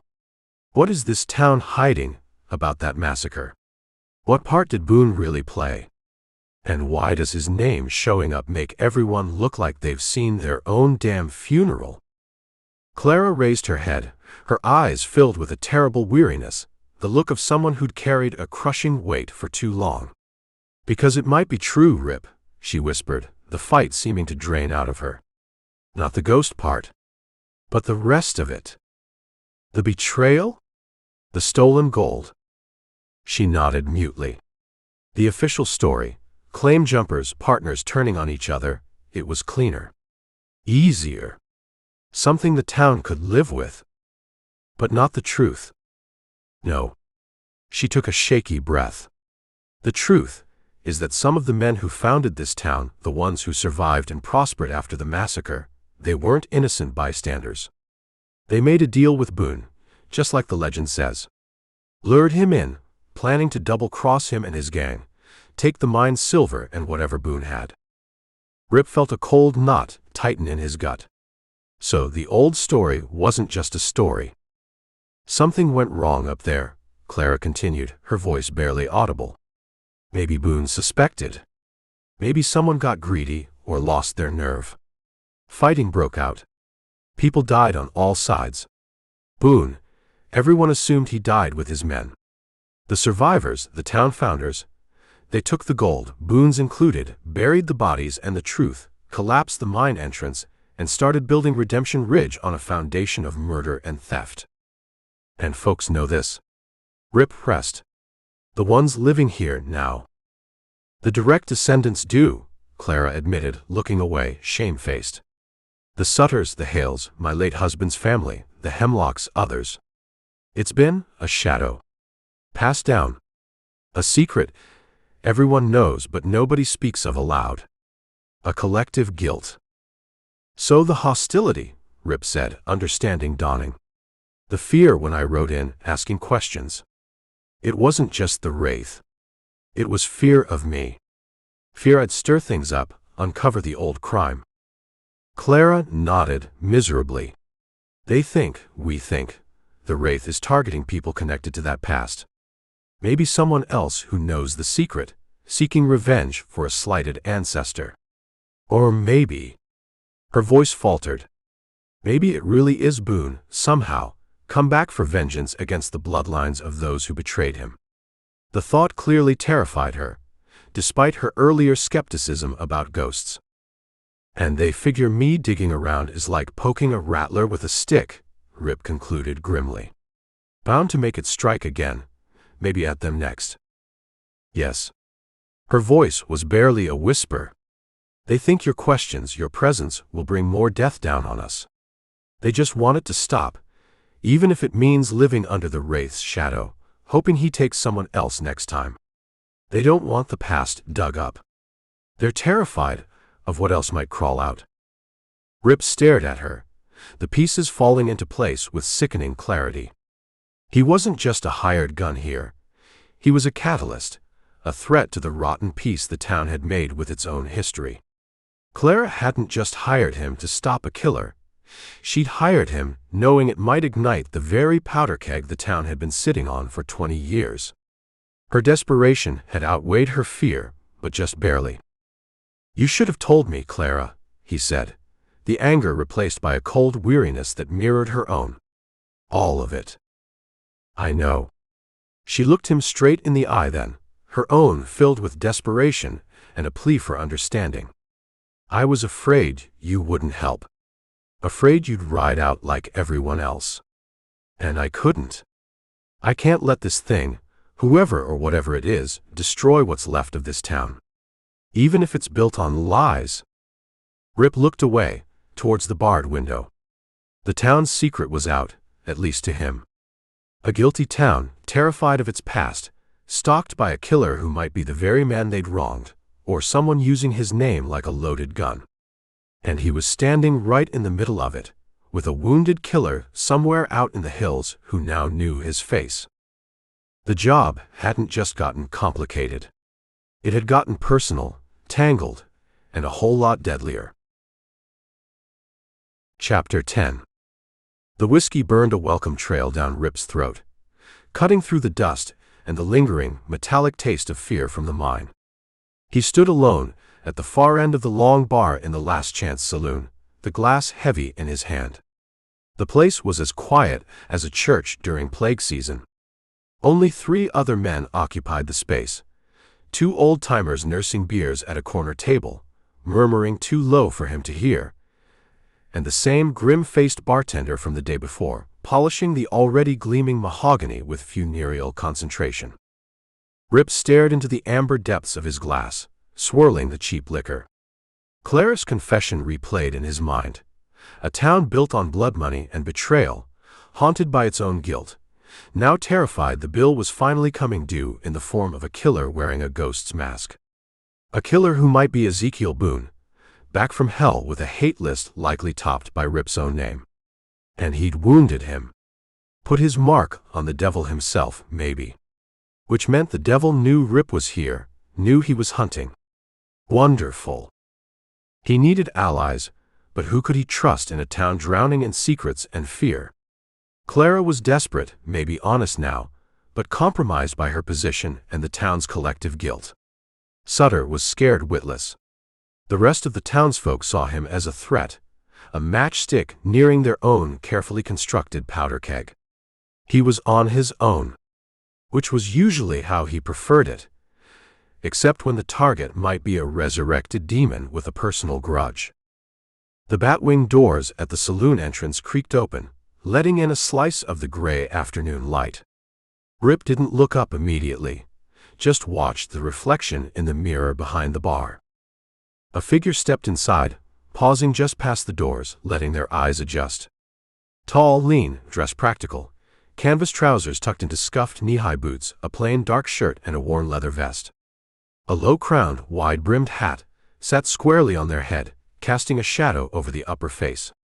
A gun belt rode easy on the hips, holster tied down, holding a Navy Colt. Practical, efficient, no frills. The figure moved with a certain fluid grace, an economy of motion that spoke of confidence and competence. It was a woman. Rip turned his head slowly. She wasn't conventionally pretty, not in the soft parlor room way. Her face, now visible as she moved further into the room, was angular, weathered by sun and wind, framed by dark hair pulled back severely into a knot at the nape of her neck. Her eyes, steady and disconcertingly direct, swept the room, taking in the old-timers, the bartender, and finally settling on Rip. They were the color of dark honey, and missed nothing. She walked towards the bar, her stride purposeful, boots clicking softly on the worn floorboards. She didn't approach Rip directly, but stopped a few feet down the bar from him. The bartender, moving with uncharacteristic speed, put down his polishing cloth. "Ma'am?" he asked, his voice neutral but wary. Strangers were one thing. A woman dressed and armed like this, walking into his saloon in Redemption Ridge right now, was something else. "Whiskey," she said, her voice low and clear with a slight rasp. She didn't look at the bartender, her gaze still fixed on Rip in the back bar mirror. The bartender poured the drink without comment. She picked it up, turned slightly, leaning an elbow back against the bar, positioning herself so she could watch Rip without seeming to stare directly. She took a slow sip of the whiskey, her eyes never leaving his reflection. Rip met her gaze in the mirror. Neither of them spoke for a long moment. The silence stretched, filled only by the low murmur from the corner table and the buzzing of a trapped fly against a dirty windowpane. Finally, she spoke, her voice pitched just loud enough for him to hear. "Heard there was commotion up at the North Star this morning." It wasn't a question. Rip took another sip of his own whiskey. "News travels fast." "Sounded like gunfire," she continued, ignoring his evasion. "One shot. Loud." "Might have been." She took another sip of her drink, considering him. "Man fitting your description rode into town yesterday. Asking questions. Stirring things up." "Just trying to get my bearings," Rip said mildly. A faint smile touched her lips, gone as quickly as it appeared. "Bearings? Or the $500 bounty Mayor Hale put up?" Rip turned fully then, leaning his back against the bar, facing her directly. "You seem well informed." "I make it my business to be informed," she replied coolly. "Especially when there's money involved. Or trouble that needs settling." She held his gaze. "Name's Sarah. Sarah Bishop." She didn't offer a handshake. "Rip," he said, equally curt. "So, Rip," Sarah Bishop continued, swirling the whiskey in her glass. "Did you run into the town boogeyman up there?" "The Wraith." "Had a conversation," Rip admitted dryly. "He wasn't much for talking." "But he bled," she pressed, her eyes sharp. Rip hesitated. Sharing information with a stranger, especially one who carried a gun like she knew how to use it and seemed interested in the same bounty, went against his grain. But he was short-handed, and this woman, she had an air about her. A professional stillness. Maybe she was the business. "He bled," Rip confirmed. "Left side." Sarah nodded slowly, absorbing this. A flicker of something, satisfaction, crossed her face. "Good. That simplifies things." "Simplify how?" "Proves he's meat, not smoke," she said bluntly. "Easier to track something that leaves a trail." She finished her whiskey in one gulp, placing the glass firmly back on the bar. "That $500 Clara's offering, it's not enough for taking down a legend. But it's a start." "You aiming to collect?" "I'm aiming to stop whoever's gutting this town," she corrected, her voice hardening slightly. "Got my own reasons.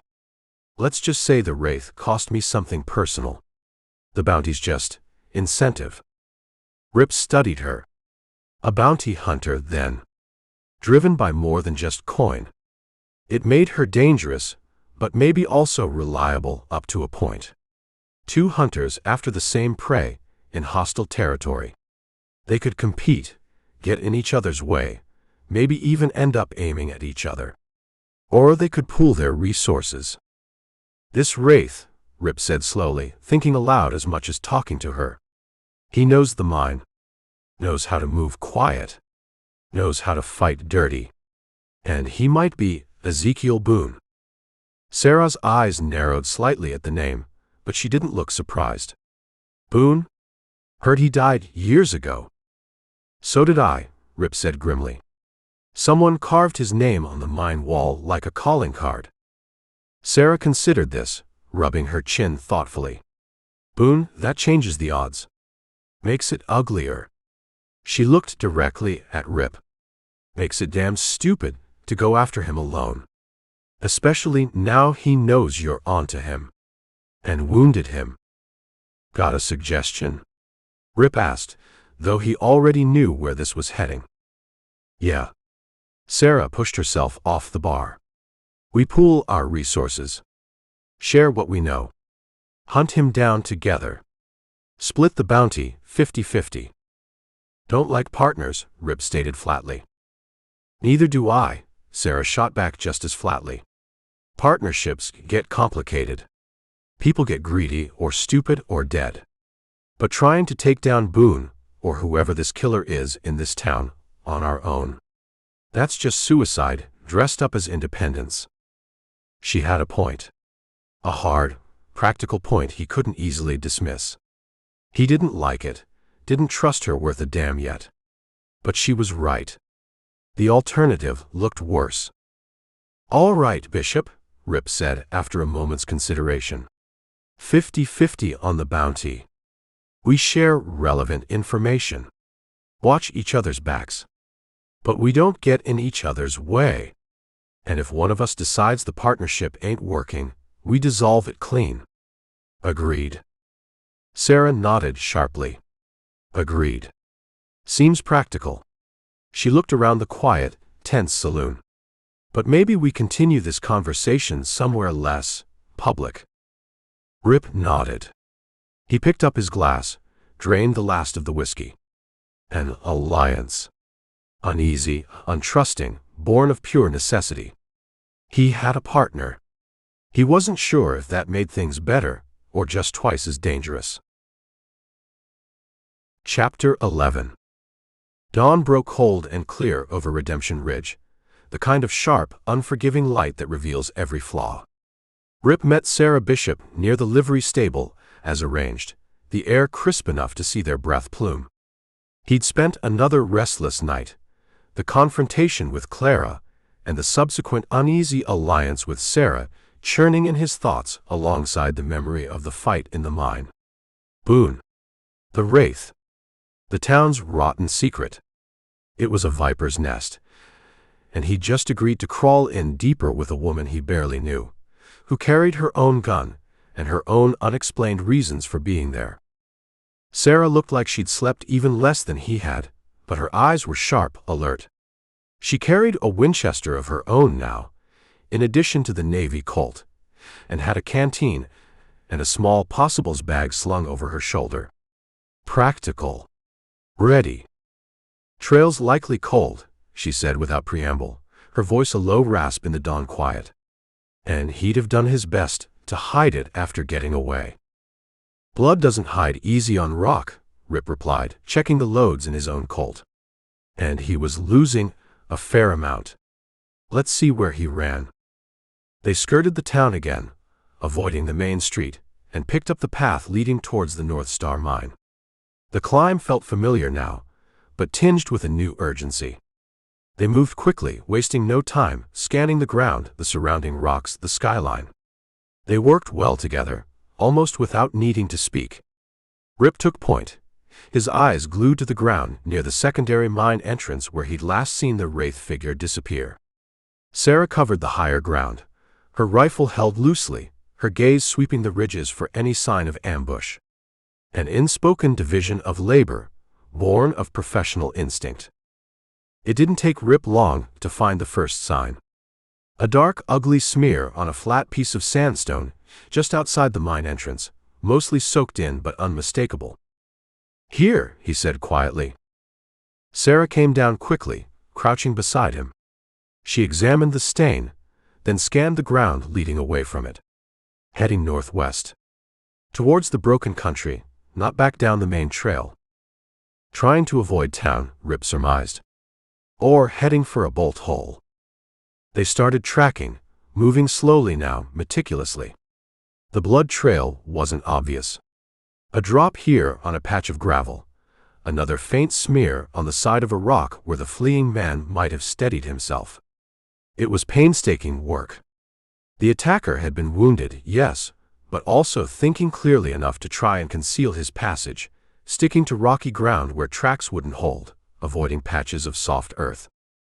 Knows this terrain, Sarah muttered after 20 minutes of slow progress, pointing to a barely perceptible scuff mark on lichen-covered rock. Grew up here, maybe. Or spent a lot of time hiding out in these hills. Boone knew how to live rough, Rip offered, remembering the outlaw's reputation. Lots of men do, Sarah countered noncommittally. She wasn't ready to buy the Boone theory wholesale yet, Rip could tell. Maybe she had reason not to. The trail led them away from the mine, cutting across the rugged slopes, dipping into dry washes choked with mesquite and catclaw, climbing over ridges that offered stark views of the desolate landscape. Whoever their quarry was, he was tough, moving fast despite the wound in his side. The blood sign grew sparser, harder to find.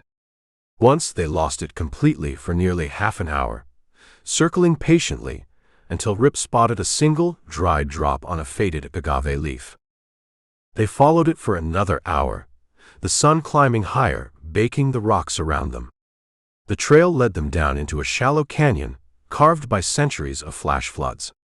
A thin trickle of water, maybe runoff from some hidden spring higher up, snaked along the canyon floor. He'd head for water, Rip said. To drink, maybe wash the wound. They followed the faint signs along the watercourse. Then, abruptly, the blood trail vanished. They cast around, checking both banks, the rocks in the stream bed itself. Nothing. Washed it out, Sarah said, straightening up, frustration tightening her lips. Walked in the water for a ways, cleaned himself up. Smart. Rip nodded grimly. Their prey wasn't just tough, he was cunning. The direct trail was gone. He scanned the canyon walls, the landscape ahead. Where would a wounded man go from here? Could have gone upstream or down, Rip said. Or climbed out anywhere along here. Let's check the banks further down, Sarah suggested. Might have picked up the trail again, after leaving the water. They spent another fruitless hour searching downstream, then doubling back to search upstream from where the trail vanished. Nothing. The Wraith, whoever he was, had disappeared as effectively as he had the night before. Rip stood on the canyon rim, looking back the way they'd come, then towards the distant smudge of Redemption Ridge. Following the blood had been a long shot anyway. Now what? Sarah was hunkered down near a cluster of boulders, not far from where the trail had ended at the creek.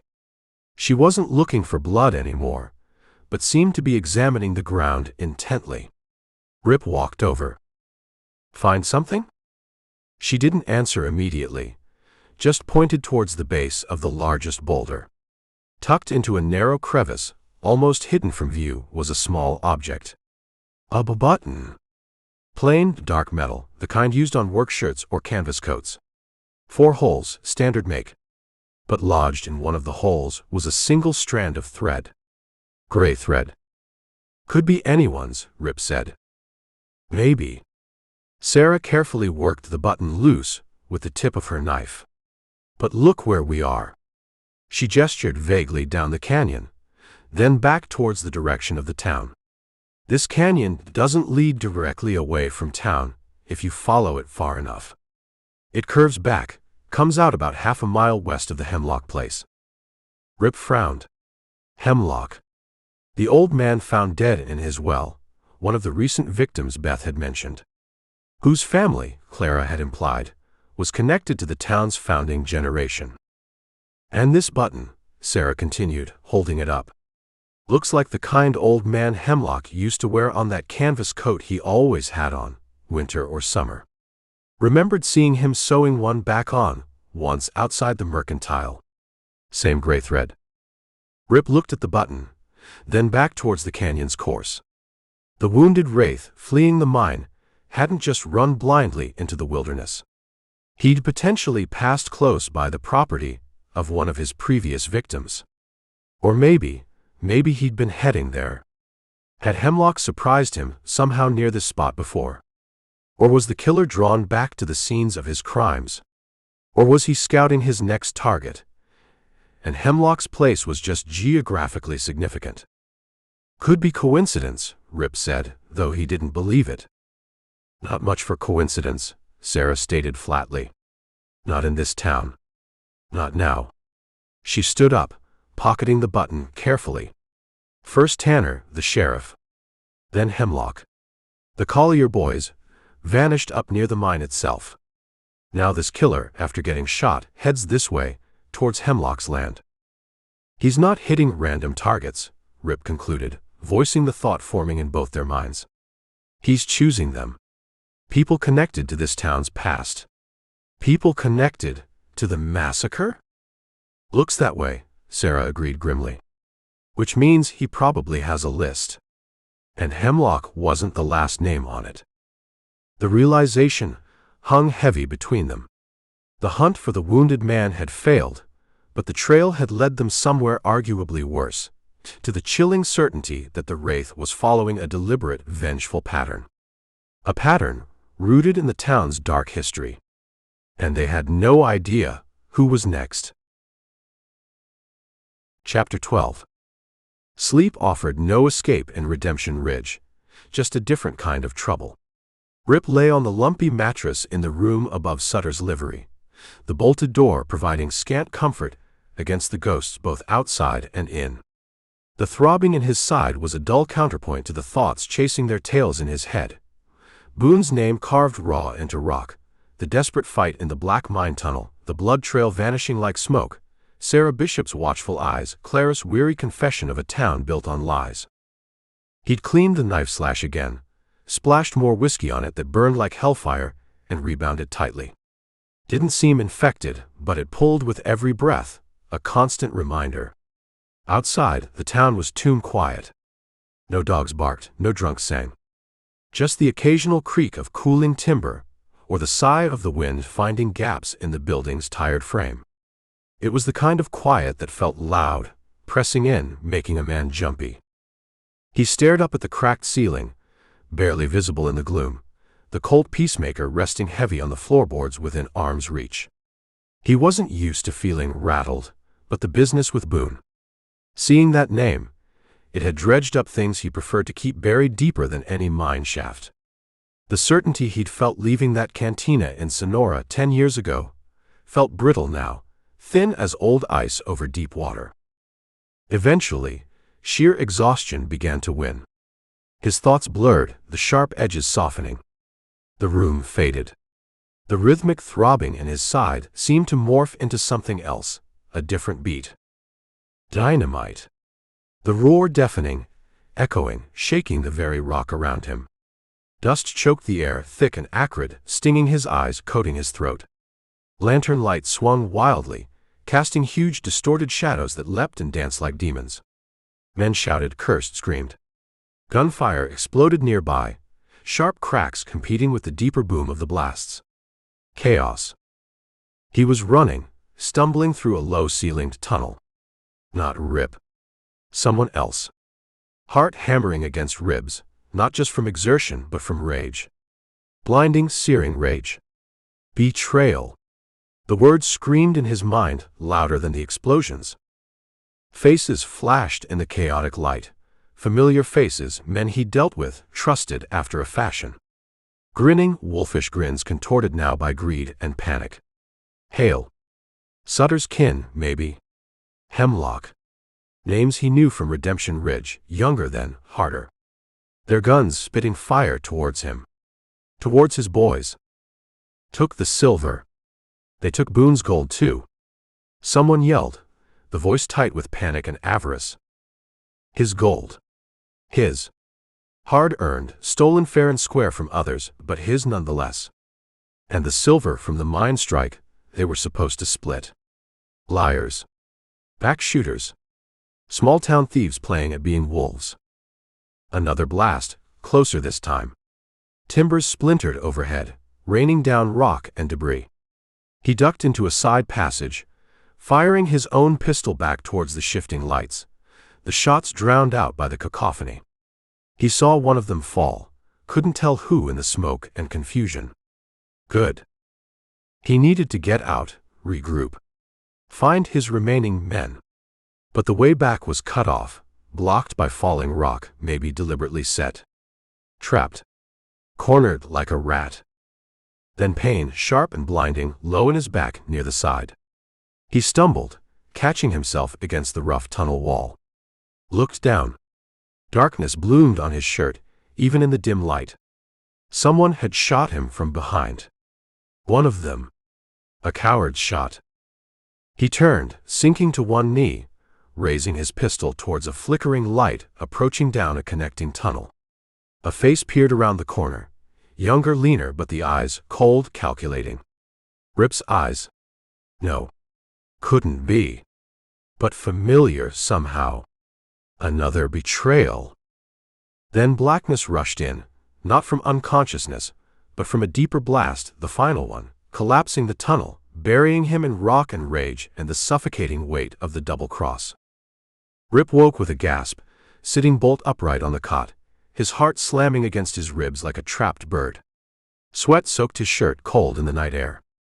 The room was pitch black, silent save for his own ragged breathing. The phantom pain in his back echoed the real ache in his side.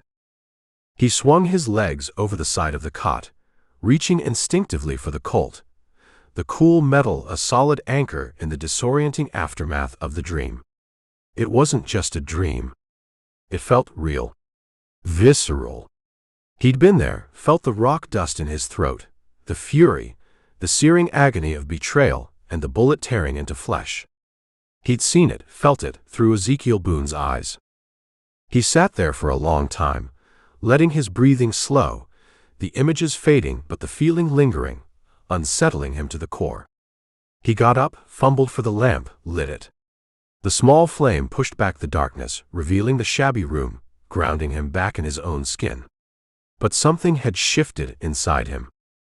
He walked over to the small, grimy window, peered out at the sleeping town. Just buildings, dark and silent. But now, he saw them differently. Houses built on blood money. Families carrying a secret sin. And Boone. Always Boone. Seeing the massacre, even in a nightmare, through the eyes of the man he'd supposedly killed, it forced a question Rip hadn't allowed himself to ask before. When he'd confronted Boone in that cantina 10 years ago, had it been justice? Or just more violence answering violence? Boone was a killer, no doubt. But Rip was no saint himself. He'd killed men. Necessary killings, he'd always told himself. Self-defense. Bringing in wanted men who wouldn't come quiet. Cleaning up messes. But Boone in Sonora, had that been clean? He remembered the tension, the insults traded, the tequila fueling tempers. Who had drawn first? It happened fast, smoke and noise and Boone going down. Rip had been faster. Or maybe just luckier. He hadn't lingered, hadn't asked questions, hadn't waited for the rurales. He'd just ridden away, leaving Boone's body for the flies, another notch on his gun, another ghost to eventually forget. But he hadn't forgotten. And maybe Boone hadn't stayed dead. The dream forced him to look at it again. Boone, betrayed, shot in the back, left for dead in the North Star mine years before Rip ever faced him in Mexico. Did one act of violence justify another? Did Rip's bullet simply finish a job someone else started? Or was he just another player in a long, bloody game of betrayal and revenge? He didn't have answers. Just the bitter taste of doubt in his mouth, and the disturbing feeling that the line between him and the man he was hunting wasn't as clear as he'd always thought. The ghost haunting Redemption Ridge wasn't just Ezekiel Boone's. It was the ghost of Rip's own certainty, his own carefully constructed justifications. And that was a dangerous ghost to have stirring in the dark.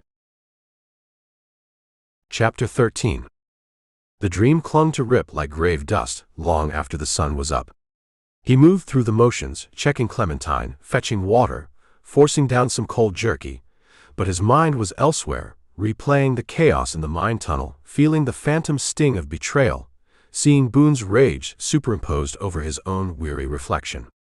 The town's secret, as revealed by Clara, felt thin now, a sanitized version meant to protect the guilty while still acknowledging a vague sin. The dream hinted at something colder, more calculated. He needed the sharp edges, the names, the real why behind the bloodbath at the North Star. Clara wouldn't have it. Or couldn't give it. Her stake was in holding the town together, managing the fear, dealing with the present horror. Digging deeper into the specific sins of the fathers. Probably not her priority, or maybe too close to home for her husband's family. But Sarah Bishop, she was different. A bounty hunter ran on information. The dirtier the better. And her personal reasons for hunting the Wraith, that hinted at a deeper knowledge, maybe a less forgiving perspective on Redemption Ridge's founding citizens. He found her later that morning, not in the saloon or the mercantile, but down by the nearly dry creek bed that marked the town's western edge, near where the canyon trail they'd followed yesterday eventually petered out. She was sitting on an overturned water trough near the ruins of an old tannery, cleaning her navy Colt with methodical precision, the pieces laid out neatly on a square of oilcloth. She looked up as he approached, her eyes wary but unsurprised, as if she'd been expecting him. "Quiet morning," Rip observed, stopping a few feet away, leaning against the crumbling adobe wall of the tannery ruin. "Town's holding its breath," Sarah replied, snapping the cylinder back into the Colt's frame with a decisive click. "Waiting to see who the Wraith comes for next." She didn't ask about his night, but her eyes scanned his face, maybe noticing the lingering tension. "Had a talk with Mayor Hail yesterday," Rip said, deciding to lay a card down. "After our trip up the canyon. Got the official, secret history. Founding fathers got greedy during the massacre, covered it up. Town's been living with the guilt since." Sarah paused in wiping down the barrel, looked up at him. "That the story she told you?" A hint of cynicism touched her voice. "Got greedy during the massacre. Like it was an accident. Spur of the moment, foolishness. You hear it different?" She sighted down the clean barrel, then began reassembling the pistol. "Let's just say my sources paint a picture with harder lines." She glanced towards the main part of town, invisible from here but looming large in their conversation. "My personal reason for being here? Name was Marcus Thorne. Prospector. Had a small claim up near the North Star, pulled out just enough to get by. Wasn't part of the big strike, wasn't part of Boone's business. Just a man in the wrong place." Rip waited. "He saw things during the massacre," Sarah continued, her voice low and flat. "Tried to report it afterward, talking about a planned ambush, not just a chaotic fight. Talking about who led it. Hale's father-in-law. Hemlock's old man. Sutter's uncle. The same men who suddenly had enough cash to build this town after the dust settled and the bodies were buried. So the dream hadn't been far off. Specific names. A conspiracy." "What happened to Thorne?" Rip asked. "What do you think?" Sarah gave a short, bitter laugh. "He had an accident. Fell down a prospect hole a week later. Convenient. My grandmother was his sister. She never believed the accident story. Told me about it when I was old enough to understand that sometimes the worst monsters don't wear masks. They wear preacher collars or mayor's chains." That explained her cynicism, her drive. It wasn't just a job, it was family history, old injustice seeking balance. "So the founders didn't just take advantage of chaos," Rip stated, fitting the pieces together. "They created it. Planned to wipe out Boone and anyone else who stood in their way." "That's how I read it," Sarah confirmed, holstering her freshly cleaned Colt. "They likely lured Boone in with promises of partnership on the big silver strike. Easy pickings. Then they set a trap. Used dynamite to seal escape routes. Gunned down Boone's men in cold blood. And it wasn't just the mine's silver they were after." She looked Rip straight in the eye. Boone, for all his sins, was successful. Rumor always was he carried his entire stash with him, gold coin, jewelry, ransom money. Easier to keep close than trust a bank or bury it somewhere he might forget. They figured on taking that too. A double haul. "And Boone was supposed to have died in the ambush," Rip mused, the mine wall carving flashing in his mind. "Shot and buried with the rest." "Supposed to," Sarah agreed. "But Boone was notoriously hard to kill. What if he wasn't quite dead? when they sealed the mine? What if he survived, trapped down there for a time, fueled by pure hate? Crawled out eventually, maybe months later, a living ghost nobody recognized or expected? It sounded insane. Impossible. Yet, the intensity of the dream, the carving, the cold, calculating nature of the recent killings targeting the founders' families. And the business? Down in Sonora. Rip asked quietly. The man I shot. Sarah shrugged, picking up her rifle. Boone was a snake. Maybe he faked his death again, down there after getting away from here. Used a stand-in? Paid someone off. Or maybe... Her eyes held a chilling glint. Maybe you just wounded him bad, Rip. Bad enough, everyone thought he was dead. Bad enough he had to lay low for years, recovering, plotting. Nursing a grudge against the town that betrayed him, and against the man who shot him point blank and walked away. The air seemed to crackle with the implication. Boone alive. Orchestrating this entire nightmare. Playing the part of his own vengeful spirit, returned to collect the blood debt owed by Redemption Ridge, with Rip himself now added to the ledger. So he's back, Rip said, the words tasting like ash. Executing the descendants. Taking his revenge one by one. Looks that way, Sarah said. Methodical. Patient. Knows the town, knows the families, knows the mine like the back of his hand because he might have been entombed there. And he's got nothing left to lose. Rip looked towards the silent, sun-baked town. It wasn't just hiding a secret anymore. It was hiding from a reckoning. A reckoning engineered by a man presumed dead, fueled by a 20-year-old betrayal and 10 years of festering hatred potentially aimed squarely at Rip. This changes the job, Rip said finally. Damn right it does, Sarah agreed, her voice grim. We're not hunting some desperate killer, hiding behind a legend anymore. We're hunting Ezekiel Boone himself. And he's probably hunting us just as hard. Chapter 14.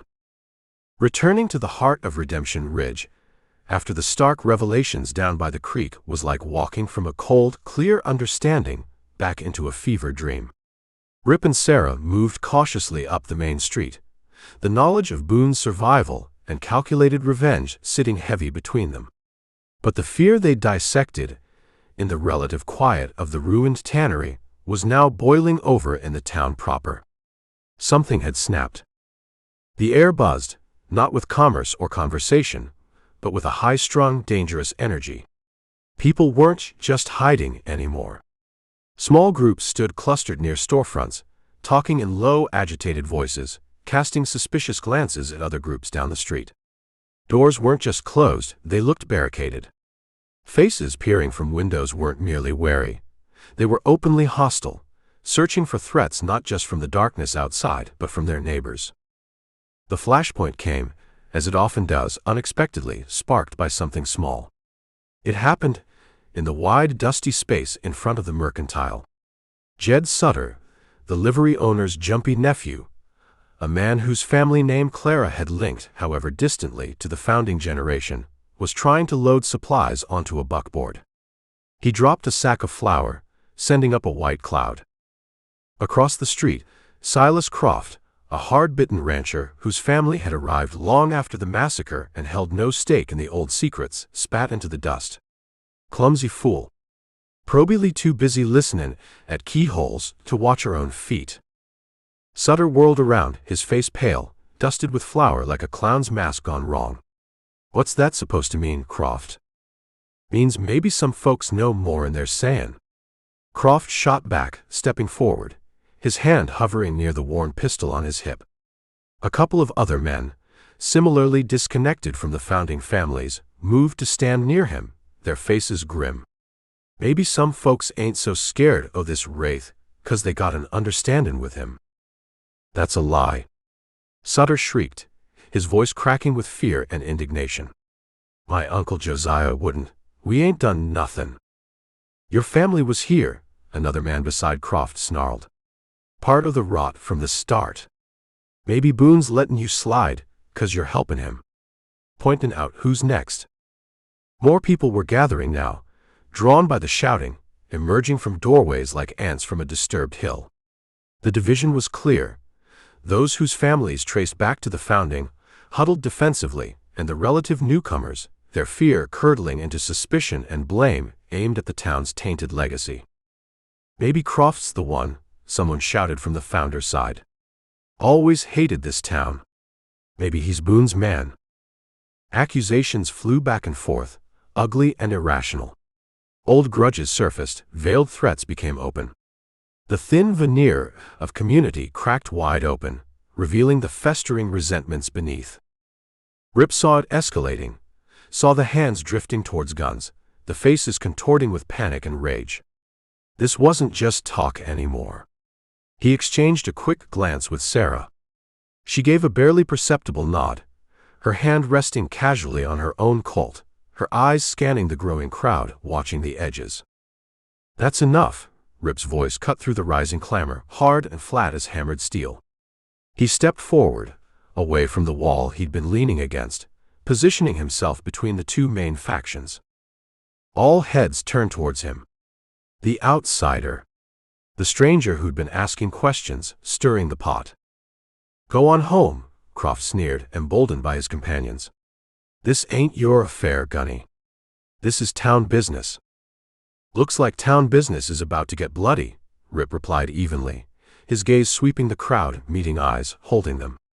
"And that only helps one person. The one doing the killing." "Maybe you'd know," someone muttered darkly from the back. "Riding in just when things get bad. Asking about the mine." "I asked questions because people are dying," Rip said, keeping his voice level but letting a dangerous edge creep in. "This." Shouting, pointing fingers, drawing lines between neighbors. "This is what he wants. A town tearing itself apart makes his job easier." "Easy for you to say," Jed Sutter cried out, finding some courage in deflection. "You ain't got family here. You ain't got generations buried in that cursed ground. How do we know you're not working with him? You fought him up the mine, sure, but he got away, didn't he? Maybe that was just a show." The accusation hung in the air. Heads turned back to Rip, suspicion flaring anew. He was the unknown quantity, the catalyst. It was easier to blame him than to face the enemy within or the ghost of Boone without. Rip felt the situation slipping. He could see the fear twisting into mob mentality. He took another step forward, his hand now resting loosely on the butt of his peacemaker, not drawing, but making the readiness clear. Sarah shifted beside him, a silent statement of support, her presence doubling the perceived threat to anyone thinking of starting something physical. "I'm telling you once," Rip said, his voice dropping lower, colder, carrying an authority backed by more than just words. "Go home. Lock your doors. Watch your own backs. Fighting each other is suicide. The man hunting this town is real, he's smart, and he's using your fear like a weapon.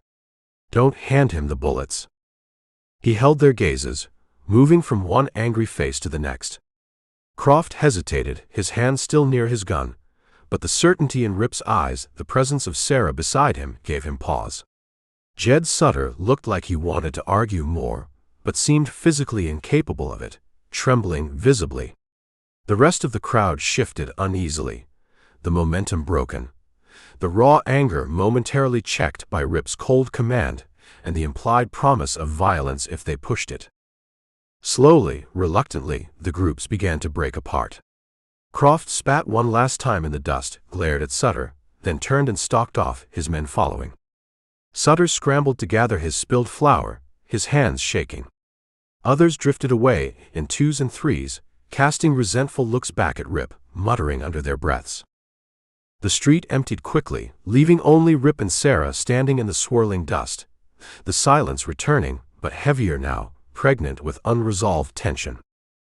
"Nice speech," Sarah commented dryly, relaxing her stance slightly but keeping her hand near her gun. "Had to be done," Rip said, his jaw tight. He felt weary down to his bones. Hunting Boone was hard enough. Trying to keep these terrified, guilty people from killing each other while he did it, that felt damn near impossible. But it won't last. They're wound too tight. No, it won't, Sarah agreed, looking around at the closed doors, the shuttered windows. This town's sitting on a powder keg, Rip. And the fuse is burning short. He knew she was right. He'd stopped the explosion this time, but the pressure was building. And Boone, wherever he was hiding, nursing his wound, was likely watching, waiting, maybe even laughing. Waiting for the town, and maybe its reluctant protectors, to consume themselves in their own fear and fury. Chapter 15. The near riot in the street left a sour taste in Rip's mouth, thicker than alkali dust. The town was coming apart at the seams, fear gnawing away at reason, turning neighbors into suspicious enemies. Waiting for the Wraith, for Boone, to make the next move felt like waiting for a landslide to start. Passive. Reactive. Deadly. We can't just sit tight, Rip said later that day, talking low with Sarah in the relative privacy of the dusty, deserted blacksmith shop. The place smelled of cold iron and old coal smoke. He picks the time, picks the place, picks the victim. We're always one step behind. Sarah leaned against the cold forge, arms crossed, considering. The firelight from the setting sun, angling through the dirty windows, caught the hard planes of her face. So, what's the alternative? Ride out and leave 'em to butcher each other? There was no judgment in her voice, just a statement of options. We force his hand, Rip said. Set a trap. Make him come to us. Sarah didn't dismiss it immediately. Trap needs bait. And a location he can't resist. He's working through a list, Rip reasoned. Targeting families tied to the massacre. The Sutters were named. Old man Josiah runs the livery, lives right there. His nephew Jed nearly got himself shot today. Josiah, Sarah mused. Scared rabbit, but his uncle was one of the original betrayers, according to Thorne. Maybe Boone figures it's time the Sutters paid their share of the blood debt. So we make the livery look appealing, Rip continued. Josiah's alone tonight. Jed's holed up somewhere else after the trouble. We make ourselves scarce, maybe make a show of heading out of town towards the mine again, let word get around. Make Boone think the livery's vulnerable. And we lay in wait, Sarah finished. Ambitious. Risky. He knew about the mine ambush attempt, maybe. What makes you think he won't sniff this out too? Don't know that he will, Rip admitted. But doing something feels better than waiting for him to gut another citizen while the rest of the town implodes. He looked at her. Worth the risk. Sarah pushed herself off the forge. Compared to what? Watching him work his way through the founding families until only the newcomers are left. Yeah. Worth the risk. She picked up her rifle. Where do we set up? They scouted the area around the livery, as dusk bled into true night. The stable itself offered too many hiding places for their quarry, too many escape routes. Across the narrow side street stood an abandoned feed store, its front windows boarded up, but a side window overlooking the livery entrance and the attached living quarters was dark and empty.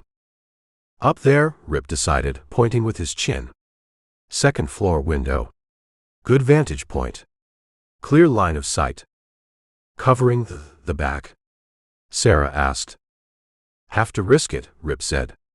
Splitting up gives him the advantage if he comes quiet. Better to focus on the most likely approach, cover each other from one spot. They slipped into the feed store like shadows, the air thick with the smell of decay and rat droppings.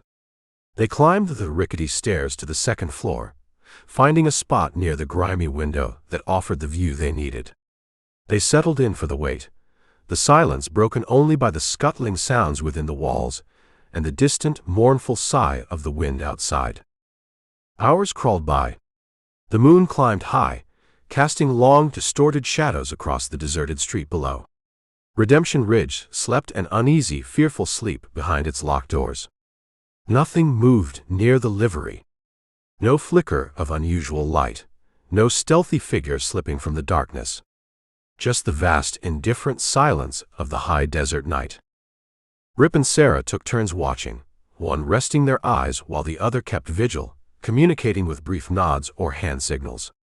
The tension was a palpable thing, coiling tight in the gut, straining nerves already worn thin. Every creak of the old feed store building, every rustle of wind sounded like approaching danger. Rip found his hand drifting constantly to the butt of his Colt. He thought about the dream, about Boone's rage, about the man he'd wounded in the mine. Was he out there now, watching them watch the livery? Playing a deeper game? The moon began its slow descent towards the western peaks. Still nothing. Doubt began to creep in, cold and unwelcome. Had they guessed wrong? Was Sutter not the target tonight? Or had Boone simply sensed the trap, his animal cunning warning him away? As the first faint hint of gray began to dilute the eastern sky, signaling the approach of dawn, a grim certainty settled over Rip. Nobody was coming. The trap was empty. They'd been outsmarted. He signaled to Sarah. She nodded, her face drawn and tired in the pre-dawn gloom. They gathered their rifles, stiff from the long cold vigil, and prepared to leave. As Rip turned from the window, his eyes caught something down in the street below, something that hadn't been there earlier. Directly in front of the livery door, placed dead center in the dusty street, was a small, deliberate arrangement of stones. He motioned Sarah over. They looked down together. 5 stones arranged in a crude star pattern. Meaningless. Maybe. Or maybe not. They descended the creaking stairs and slipped out of the feed store, moving cautiously towards the livery. The street was still deserted, bathed in the cold gray light of almost dawn. They approached the pattern of stones and saw the message. It wasn't written with the stones themselves. It was scratched into the thick dust covering the street around the stones, etched with a stick or maybe just a finger, the letters sharp and clear in the revealing light. The guilty will pay. Rip stared down at the words, a chill tracing its way up his spine despite the promise of the rising sun. Boone, or whoever wore the Wraith's mask, hadn't just avoided their trap. He'd known about it. He'd likely watched them all night from some hidden vantage point, watched them wait for him in vain. And then, sometime before dawn, he'd slipped down, left his mocking little pattern of stones, and scratched his chilling promise into the dirt for them to find. He wasn't just a killer. He was playing with them. Confident. Calculating. Utterly ruthless. Sarah swore softly beside him, a low, vicious sound. He knew. The bastard knew we were waiting. Rip didn't reply. He just looked at the message, then towards the silent houses where the descendants of the town's guilty founders slept, unaware of the specific promise left in the dust. The game had shifted again. They hadn't forced Boone's hand, they'd merely shown him theirs. And he'd responded with a threat that felt colder and sharper than any knife blade. The guilty will pay. The only question now was who and when. Chapter 16. The taunting message left in the dust gnawed at Rip worse than the dull ache in his side. The guilty will pay. A promise. A judgment. And Boone, or whoever hid behind the Wraith's mask, was the self-appointed judge and executioner. Waiting for him to act again felt like letting him sharpen the axe. Setting traps hadn't worked. The hunter was too cunning, knew the terrain, both physical and psychological, too well. There was only one place that felt central to this whole rotten business, one place Boone kept returning to, physically or symbolically. The North Star Mine. Rip didn't tell Sarah where he was going this time. After finding the message, they'd exchanged a few grim words, acknowledging they'd been outplayed, then separated, each needing to process, to think. Rip felt a pull towards the mine, A need to confront the source, the place where Boone's name was carved, where the ambush happened. It felt like the only move left, besides waiting to see whose name Boone added to his ledger next. Maybe Boone expected him. Maybe that was the point. He rode Clementine partway up the trail, tethering her in a hidden draw well below the mine workings. He approached the scarred landscape on foot, moving slower than before, reading the ground, using cover, every sense straining. The encounter here 2 days ago had been sudden, brutal. He wouldn't be caught blind again. The air was still, the sun hot on the back of his neck. The silence felt different today, not empty but charged, expectant. Like the split second after a hammer is cocked. He bypassed the secondary shaft where he'd been attacked, opting instead for the partially collapsed main entrance. If Boone was inside, Rip didn't want to crawl into a narrow tunnel after him. He slipped through a gap in the fallen rock, the darkness inside the main adit swallowing him whole. He paused, letting his eyes adjust, the smell of damp earth and stale air filling his nostrils. He didn't light the lantern this time. Let the darkness be his ally too. He drew the Colt, the weight familiar, comforting. He moved inward, placing his feet carefully on the uneven floor, listening. Water dripped somewhere far off. The faint whisper of air currents moving through unseen passages. Nothing else. He relied on the faint light filtering from the entrance behind him, and the memory of the mine's layout from his previous exploration. He edged deeper, past the rusting ore cart, past the spot where he'd found Boone's name carved into the wall. He ran his fingers over the rough letters again. Ezekiel Boone. A dead man walking. Or maybe never dead at all. Figured you'd be back. The voice echoed slightly in the large chamber, coming from the darkness ahead, deeper in the mine. Low, rough, carrying a chilling amusement. Not loud, but it scraped against Rip's nerves like rusted iron. Rip froze, sinking instinctively into the shadow of a thick support timber, raising the Colt, trying to pinpoint the source. Boone? His own voice sounded tight. A dry chuckle answered him, seeming to come from everywhere and nowhere at once in the disorienting acoustics. Been a long time, Rip. Though I reckon you haven't thought much about me. Not till now. A faint light flickered into existence ahead, maybe 50 feet away. A lantern, held low, casting long dancing shadows. Standing beside the light was a figure. Dressed in the same dark flowing clothes as the attacker from the ambush, the wide-brimmed hat pulled low, the lower face obscured by a dark cloth mask. The Wraith came to finish the job. Rip asked, his voice steady now, masking the turmoil inside. Job's already started, the figure replied. Redemption Ridge is just beginning to pay what it owes. Blood for blood. Betrayal for betrayal. He took a step forward, the lantern light outlining his shape more clearly. He moved with a slight stiffness, favoring his left side where Rip's bullet had struck. Take off the mask, Boone, Rip said. Let's finish this eye to eye. Another chuckle, colder this time. Impatient. Always were. The figure raised a hand, gloved, and slowly pulled down the mask, letting it hang loose around his neck. He pushed back the brim of his hat slightly. The lantern light fell on his face. Rip felt his breath catch. It was Boone. Older, leaner, harsher than the man Rip remembered falling in that Sonora cantina. The face was a roadmap of hard living, scarred by sun and maybe old wounds Rip hadn't seen before.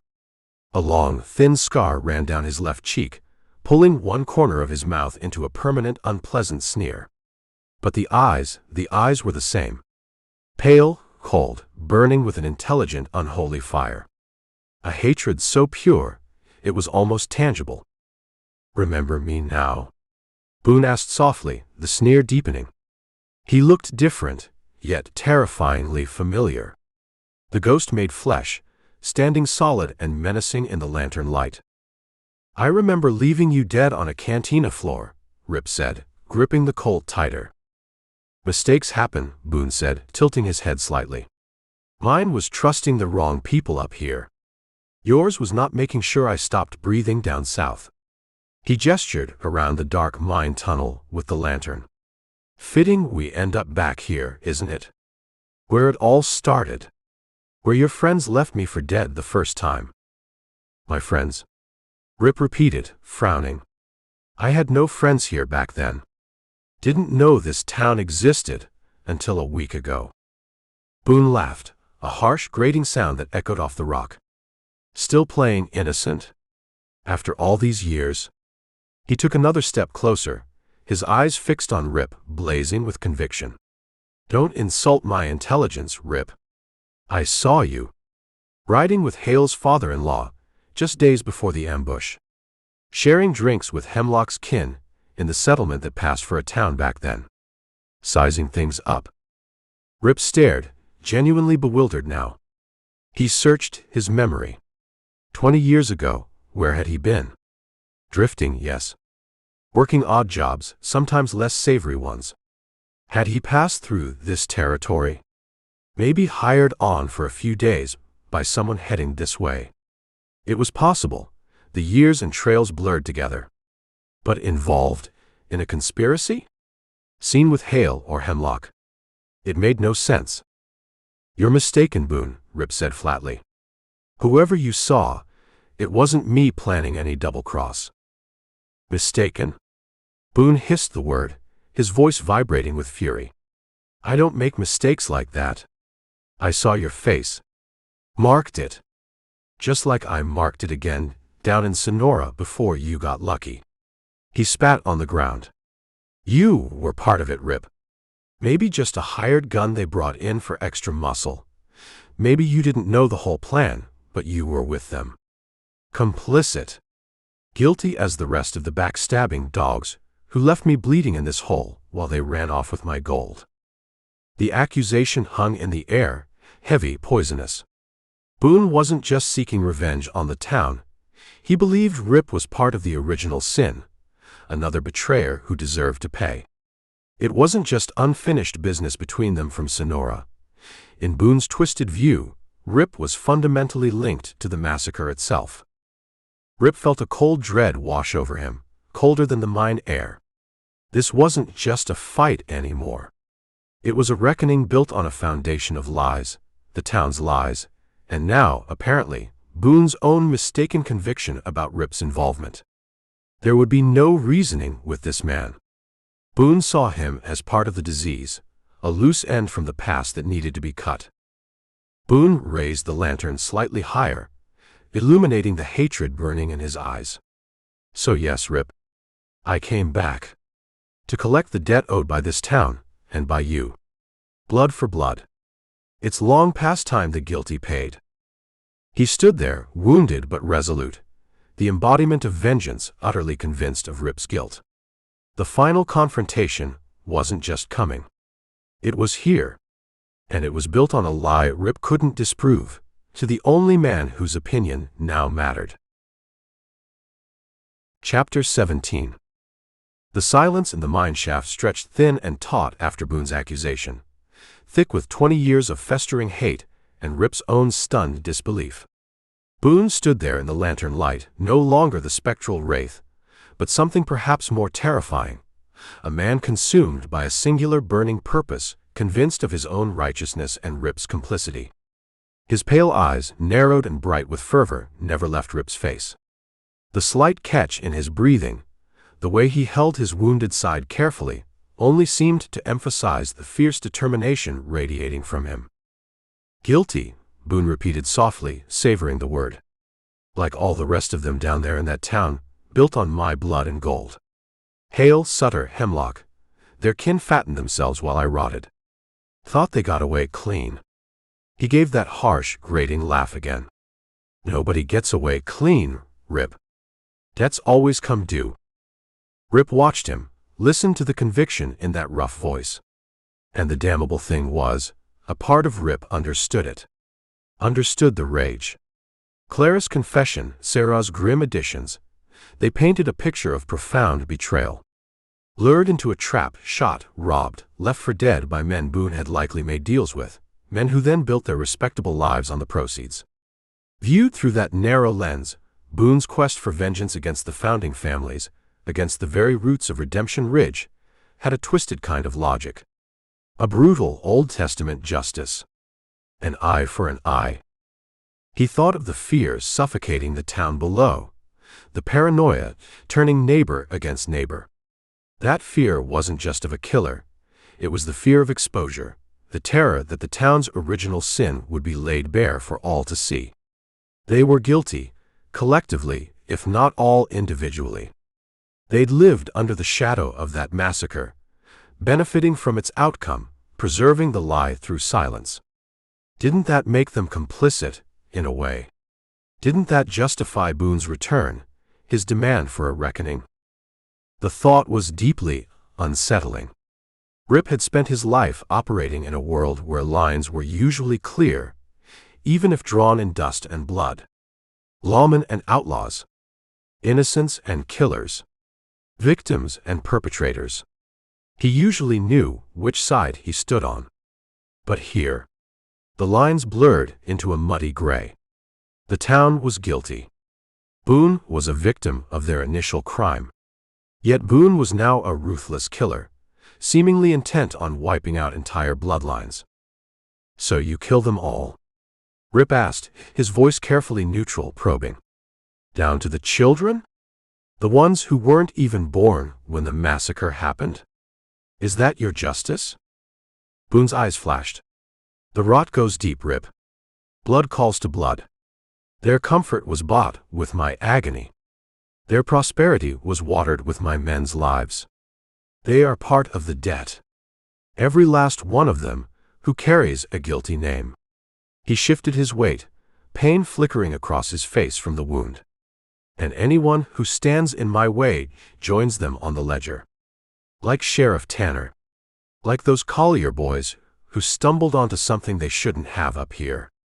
Like you." There it was. The indiscriminate nature of the vengeance. Tanner, the Colliers, maybe they weren't part of the original sin, just obstacles. And Boone's conviction about Rip's own guilt. It proved Boone's judgment was corrupted by hate, by paranoia, maybe by the years spent alone nursing his wounds and his fury.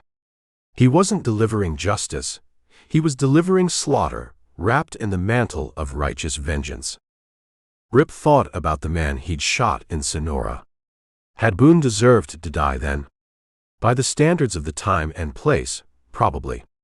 He was a known killer, leader of a vicious gang. Rip's bullet had likely saved future victims. But the way it happened, the speed, the lack of clear provocation beyond insults and reputation, it felt less clean now, viewed through the lens of Boone's earlier betrayal at the North Star, viewed through the disturbing intimacy of the dream. Had Rip been an instrument of fate, preventing Boone's earlier return?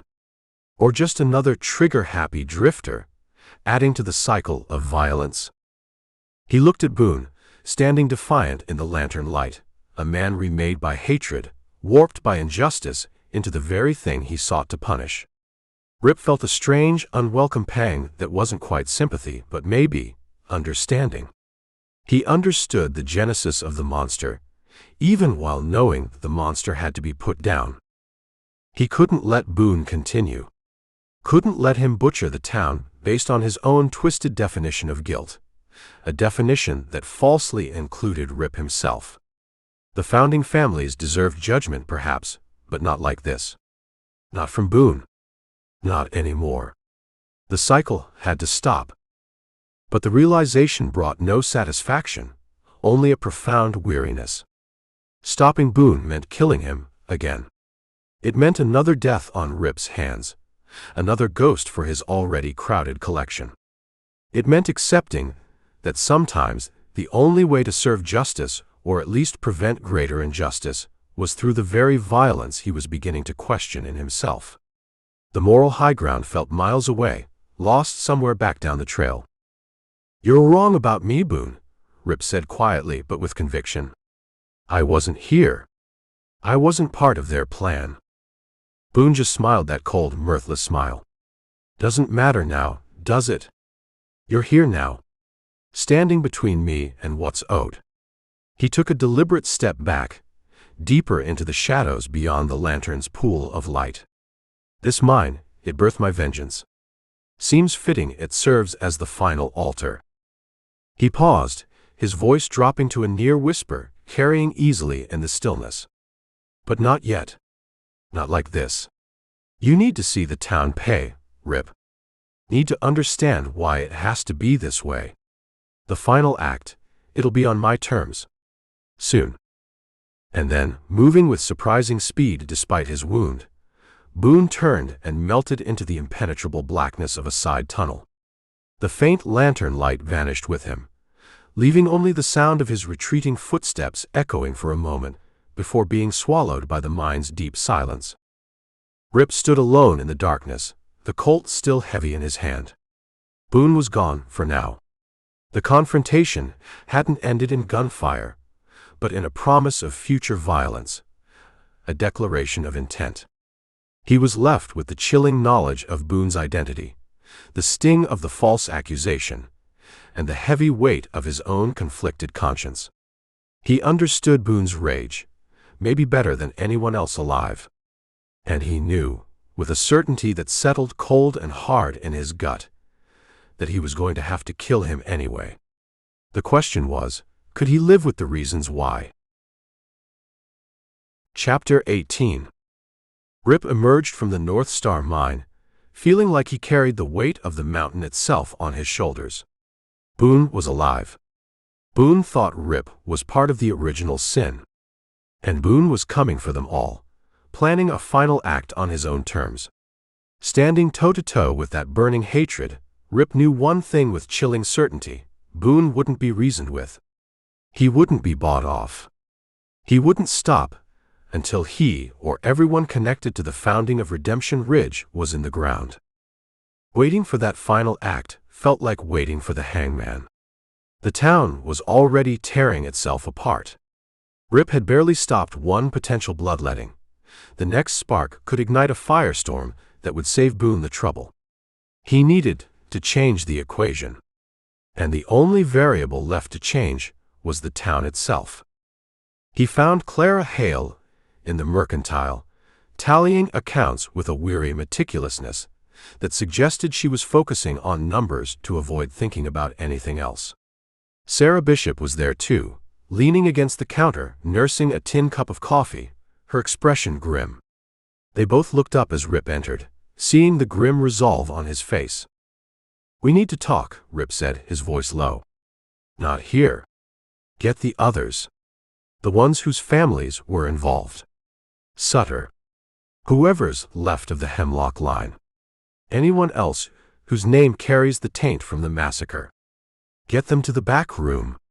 Now." Clara hesitated, glancing at Sarah, then back at Rip's unyielding expression. "Rip, what is this?" "It's about Boone," Rip said flatly. "He's alive. He's the Wraith. And he told me face to face up in the mine what he intends to do. He let that sink in. Now get them." The fear in Clara's eyes warred with her ingrained authority, but the certainty in Rip's tone won out. She nodded slowly. "All right. Give me half an hour." Half an hour later, the small back office of the mercantile was crammed with ghosts, living ghosts carrying the weight of dead men's crimes. There was Clara, pale but composed. Old Josiah Sutter, trembling like an aspen leaf, looking anywhere but at Rip. A middle-aged woman named Martha Hemlock, severe-faced, clutching a worn Bible, presumably kin to the man in the well. Two brothers, the Crawfords, whose grandfather had apparently been another of the founding pillars. Maybe 5 or 6 people in total, the core descendants of the original conspirators, crowded together, radiating fear and resentment. Sarah stood near the door, silent, watchful, her presence adding a layer of pressure. Rip stood before them, leaning against the edge of Clara's desk, the small space thick with tension and the smell of stale fear. He didn't waste time. "I spoke with Ezekiel Boone," he began, his voice cutting through the silence. Every eye snapped towards him. Sutter gasped audibly. "Up in the North Star mine." He's alive. He's wounded from our last encounter, but he's alive, and he's the one who's been doing the killing, calling himself the Wraith. He let them absorb the confirmation. He's not insane, not exactly. He's driven by what happened here 20 years ago. The massacre. He knows he was betrayed by the founders of this town, by your ancestors. He let his gaze travel deliberately from one uncomfortable face to the next. He knows they lured him in, planned to kill him and his men, steal the mine's silver, and take his personal stash of gold. A low murmur went through the small group. Martha Hemlock clutched her Bible tighter, her knuckles white. He believes he's owed a debt, Rip continued relentlessly. A blood debt. And he intends to collect it from every family connected to that betrayal. He told me himself. He won't stop until you've all paid. He paused, letting the finality of it hang in the air. He also believes I was part of it, that I rode with your kin back then. He's wrong about that, but it doesn't matter. He's coming for me too. He's coming for all of you. He promised a final act on his terms. What do we do? Josiah Sutter stammered, his voice thin and reedy. Barricade the doors. Fight him. He'll pick you off one by one, Rip stated bluntly. Or this town will finish the job for him. He gestured vaguely towards the front of the store, towards the street where accusations had flown earlier. You saw it today. The fear is turning people against each other. How long before Croft and his bunch decide to take their own pound of flesh from the guilty families? Boone wins either way. Panic flickered in their eyes. They looked at each other, trapped. There might be one chance, Rip said slowly, watching their reactions carefully. A slim one. Maybe no chance at all with a man like Boone. But it's the only play I see left, besides waiting to die. What is it? Clara asked, her voice strained. Face it, Rip said. Face the truth. All of it. He straightened up. Boone feeds on the lie, on the secret guilt this town carries. You take that away. Maybe you take away some of his power. His justification, at least in the eyes of anyone else. He laid out the proposal, stark and uncompromising. First, a confession. Public. Clara, as mayor, you stand up before whatever's left of this town, and you tell the truth about the massacre. Name the men involved, including your own kin. Acknowledge the betrayal, the theft. Gasps and protests erupted. We can't. It'll destroy us. They'll run us out. Rip cut through the noise. Boone is destroying you now. Croft and the others might run you out now. What have you got to lose that you aren't already losing? He waited for silence. Second, he continued, his voice hard, restitution. Boone's gold. The stash your families stole, along with the silver. Where is it? A new wave of agitation swept through the room. Eyes darted nervously. Sutter looked like he might faint. It was hidden, Martha Hemlock said finally, her voice tight. Split up. Our families, we always knew where the portions were kept. Passed down. An emergency fund, they called it. Shame colored her cheeks. Blood money. Then you gather it, Rip commanded. Every last coin. And you offer it back. Publicly. Atonement for the theft. Give back the gold, one of the Crawford brothers exclaimed, horrified. That's our inheritance. Our security. Your security is a man hunting you down to kill you. Rip shot back. How secure will that gold feel when Boone puts a bullet in you? This isn't about being noble. This is about survival. Maybe Boone laughs in your face and kills you anyway. Probably. But maybe, just maybe, facing the truth, offering back what was stolen, maybe it changes something. Maybe it unites the rest of the town against Boone, seeing him as a killer, attacking people trying to make amends, instead of a righteous spirit attacking guilty conspirators. Maybe it gives us, he gestured towards himself and Sarah, a fighting chance to stop him without the whole town collapsing around our ears. The room fell silent again, the occupants wrestling with the terrible proposition. Give up the secret that defined their families for 20 years. Relinquish the ill-gotten wealth that was their only cushion in this harsh land. Confess their shame before their angry neighbors. It was unthinkable. But Boone's face, burning with hatred in Rip's memory, was more unthinkable still. The finality in his voice. The guilty will pay. Clara Hail broke the silence, her voice filled with weary resignation but also a flicker of resolve. He's right. She looked around at the others, her relatives, her fellow carriers of the secret. Hiding hasn't saved us. It's tearing us apart. Maybe the truth is all we have left. She looked at Rip. We'll do it. We'll confess. We'll give back the gold. One by one, heads nodded in reluctant, fearful agreement. Josiah Sutter slumped, looking defeated. Martha Hemlock closed her eyes, perhaps in prayer, perhaps in despair. The Crawford brothers exchanged uneasy glances, but didn't object further. They had agreed. The die was cast. Rip felt no triumph, only the grim weight of responsibility. He had convinced them to lance the town's festering wound. Now they just had to survive the poison that came spilling out. And hope Boone didn't simply decide to kill the surgeons along with the patients. Chapter 19. The reluctant agreement, hammered out in the back room of the Mercantile, felt fragile as old glass. Rip knew Boone wouldn't likely be swayed by confessions or the promise of returned gold. A man nursing that kind of hate for 20 years, watered with his own blood and solitude, wasn't looking for apologies, he was looking for annihilation. The town's gesture, necessary as it might be for its own soul, was probably just spitting into the wind against the hurricane of Boone's vengeance. Worse, it might provoke him, accelerate his timeline. Boone had promised a final act on his terms. Rip figured he'd better meet him halfway, maybe dictate the setting at least. He left Sarah Bishop to keep an eye on things in town, to watch Clara and the others as they began the grim task of gathering the blood money. He didn't tell her his plan. This felt like something he had to face alone. Boone considered him part of the original debt, after all. This final dance belonged to them. He rode Clementine hard back towards the Diablo spine, pushing her, the urgency a cold knot in his gut.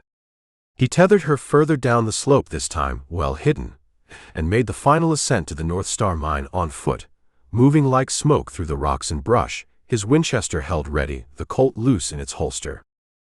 The mine entrance gaped like a silent scream against the mountainside. The air felt heavy, charged with imminence. Rip didn't hesitate. He slipped inside, letting the familiar cool dampness envelop him, the silence broken only by his own careful breathing and the distant eternal drip of water.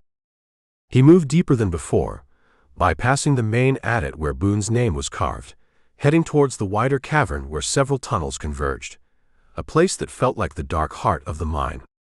He didn't need a lantern.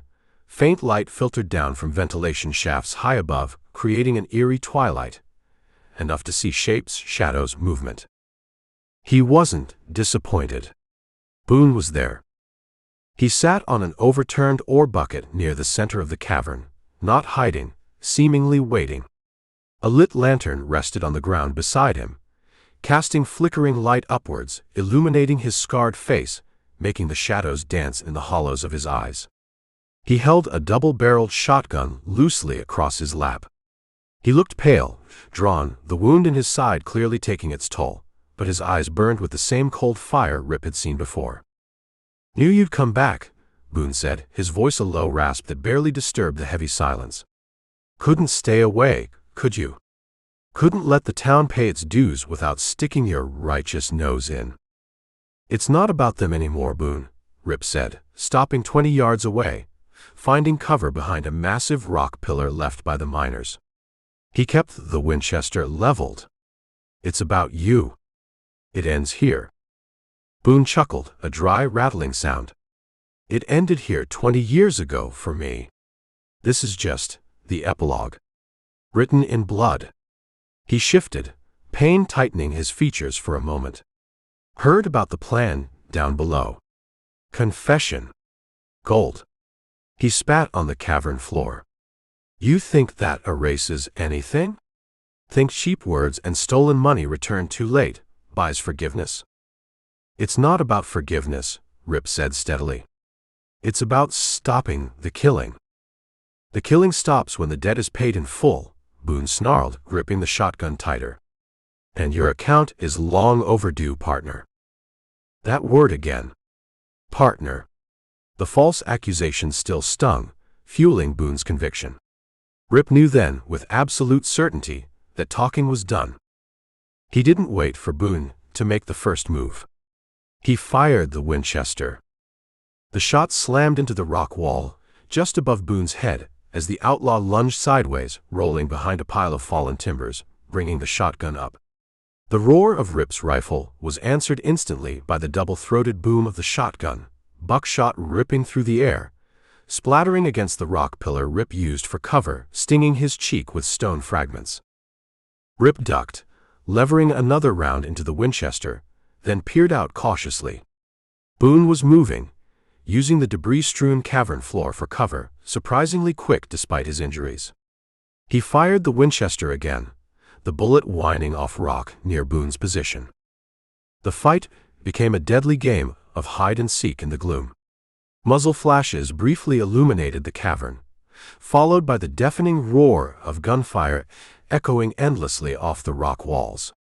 Dust kicked up by ricochets filled the air, mixing with the smell of gunpowder. Rip moved deliberately, using the pillars and old machinery for cover, trying to get a clear shot, trying to anticipate Boone's movements. Boone fought like a cornered wolf, feral and cunning. He knew this mine intimately. He'd appear suddenly from behind a rusting piece of equipment, fire the shotgun, then melt back into the shadows before Rip could draw a bead. He used the echoes, the darkness, trying to disorient Rip. Rip felt a searing pain slice across his left forearm, flying debris or maybe a stray piece of buckshot. He ignored it, focusing, tracking Boone's movements. He saw Boone reload the shotgun behind a dilapidated ore chute, fumbling slightly, his wounded side hindering him. Rip fired the Winchester. The bullet struck the metal chute with a clang, making Boone recoil, dropping one of the shells. Rip pressed his advantage, moving forward quickly, firing again. Boone scrambled away, abandoning the shotgun, drawing a large revolver from his belt. He fired wildly towards Rip's position, the shots echoing crazily. Rip dove behind another rock outcropping, as bullets chipped stone near his head. He switched to the Colt Peacemaker, knowing this was about to get close. He waited, listening. Heard Boone moving, panting, circling around behind a massive hoist mechanism. Rip came out low, fast, surprising Boone as he emerged from the other side. They were barely 15 feet apart. Both fired simultaneously. Rip felt a blow like a hammer strike his ribs, staggering him back, the wind knocked out of him. His own shot went slightly wide, tearing through the sleeve of Boone's coat. He gasped for breath, pain flaring through his chest. Glancing blow maybe cracked a rib but didn't feel like a penetration. Boone wasn't as lucky. He cried out, stumbling back, dropping his revolver, clutching his right shoulder where Rip's bullet had hit flesh and bone. He sank to his knees, breathing raggedly, his face contorted in agony, his gun lying uselessly on the ground several feet away. Rip advanced cautiously, Colt leveled, kicking Boone's revolver further away. He stood over the kneeling man. Boone glared up at him, hatred burning fiercely in his eyes, undimmed by the pain or the defeat. Blood soaked his shoulder, adding to the stain on his side. He was beaten. Finished. It's over, Boone, Rip said, his voice raspy. Boone spat blood onto the ground near Rip's boot. Over. It's never over. He tried to push himself up, failed, collapsing back onto his knees. You think killing me changes what they did? What you did? I told you. Rip started, but Boone cut him off with a venomous glare. Lies. He coughed, a racking sound. Kill me then. Send me back to hell. But I'll be waiting for you, Rip. And for them. He braced himself, meeting Rip's eyes, defiant to the last. No surrender. No regrets. Only hate. Rip looked down at the man who had haunted Redemption Ridge, the man who had haunted his own past. He saw the pain, the consuming rage, the brokenness. He saw the victim of betrayal, twisted into a monster. And he saw a man who would never, ever stop killing if allowed to live.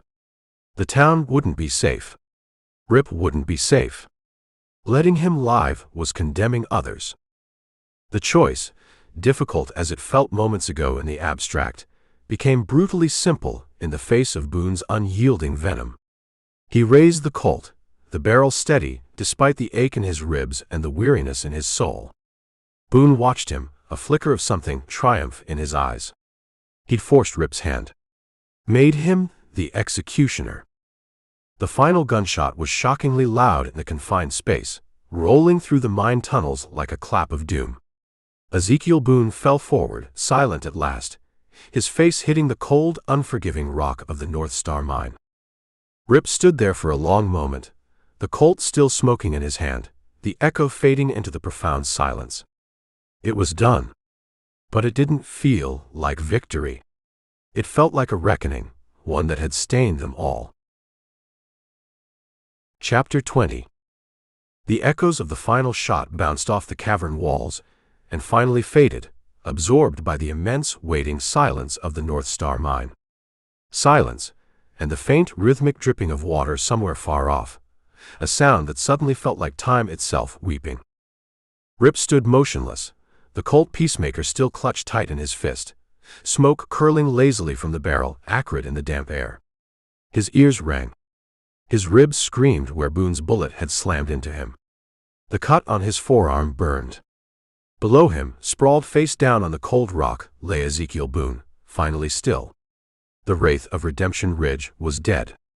Again. This time for good. He ought to feel something. Relief, maybe. Satisfaction, even. He'd stopped the killing. He'd ended the threat that had paralyzed the town and nearly cost him his own life twice over. He'd faced down a ghost from his own past and put him in the ground properly this time. Mission accomplished. Bounty earned, if he cared to collect it from the town's blood money. But standing there in the flickering lantern light, the only feeling that washed over him was a vast, hollow weariness.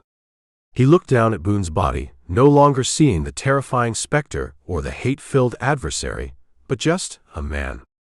A man twisted and broken by betrayal, consumed by a rage that had festered for 2 decades until it poisoned everything he touched, including himself. A man whose initial grievance, Rip had to admit, held a kernel of terrible truth. The guilty will pay. Boone had been judge, jury, and executioner. And Rip? He'd just executed the executioner. Did that make it justice? Or just the next link in a chain of violence stretching back 20 years? He remembered the dream, the feeling of Boone's fury, the searing pain of the double-cross. He remembered Boone's eyes in that Sonora cantina, wide with surprise before the darkness took him. He remembered Boone's eyes moments ago, filled with unyielding hatred, daring Rip to fire the final shot. Had Rip been Boone's final act of vengeance? Forcing Rip himself to become the killer Boone believed him to be. He holstered the Colt, the movement stiff, painful. His own actions felt muddy, indistinct. He'd killed Boone to stop more bloodshed, yes. To protect the town, to protect himself. Necessary. But the lines felt blurred, smeared with the grime of the town's secrets, Boone's legitimate, if corrupted rage, and Rip's own violent history. Boone sought vengeance and called it justice. Rip sought to stop the killing, performing an act of what the law might call justice, but it felt uncomfortably close to simple survival, maybe even vengeance for Boone's false accusation, for the fight Boone forced on him. Where was the clean line? Maybe there wasn't one, not out here, not in lives like his or Boone's. He thought about the town below. Would they see this as salvation? Would they even care about the nuances that troubled him? Likely not. They'd have their monster slain, their fear relieved. For a time anyway, fear had deep roots in Redemption Ridge. They could finish their confession, return the gold, and perhaps begin washing the blood from their foundations. Maybe they'd call Rip a hero. The thought felt grotesque. Some hero. Haunted by the men he killed, facilitator of reluctant confessions, executioner of a man half destroyed by others long before Rip pulled the trigger. He looked down at Boone one last time. No malice left. Just emptiness. He nudged Boone's shotgun with his boot, sending it scraping further away. He didn't search the body. Didn't feel the need. Whatever secrets Boone still held about the gold, about his lost years, about the full extent of his plans, could stay buried with him in the dark heart of the mine. Let the mountain keep its dead. Rip turned his back on the body, on the lantern casting its lonely glow, and began the slow, painful walk out of the mine. Each step jarred his ribs, sent jolts through his aching body.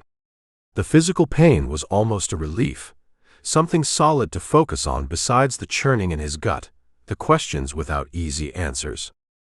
Emerging into the daylight felt like surfacing from suffocating depths. The sun was higher now, the sky a hard, indifferent blue. The world outside the mine looked stark, unforgiving, offering no comfort, no absolution. He stood there for a moment, breathing the clean air, letting the sun beat down on him. He'd done what he had to do. Stopped the immediate threat. But the cost felt high, measured not in dollars, but in something heavier, something etched onto his soul. Justice. Vengeance. Survival. Out here, they got tangled together until it was hard to tell one from the other. Maybe there was no real difference in the end. Maybe there was just action, reaction, and the ghosts you collected along the way. Boone was just the latest, perhaps the most complex addition to his spectral tally. He started the long walk down the slope towards where Clementine waited, hidden and patient. He moved slowly, favoring his injured side, a solitary figure against the vast, rugged landscape. He was the man who'd killed the Wraith, the man who'd faced down the ghost of Redemption Ridge. But he felt no pride, no relief.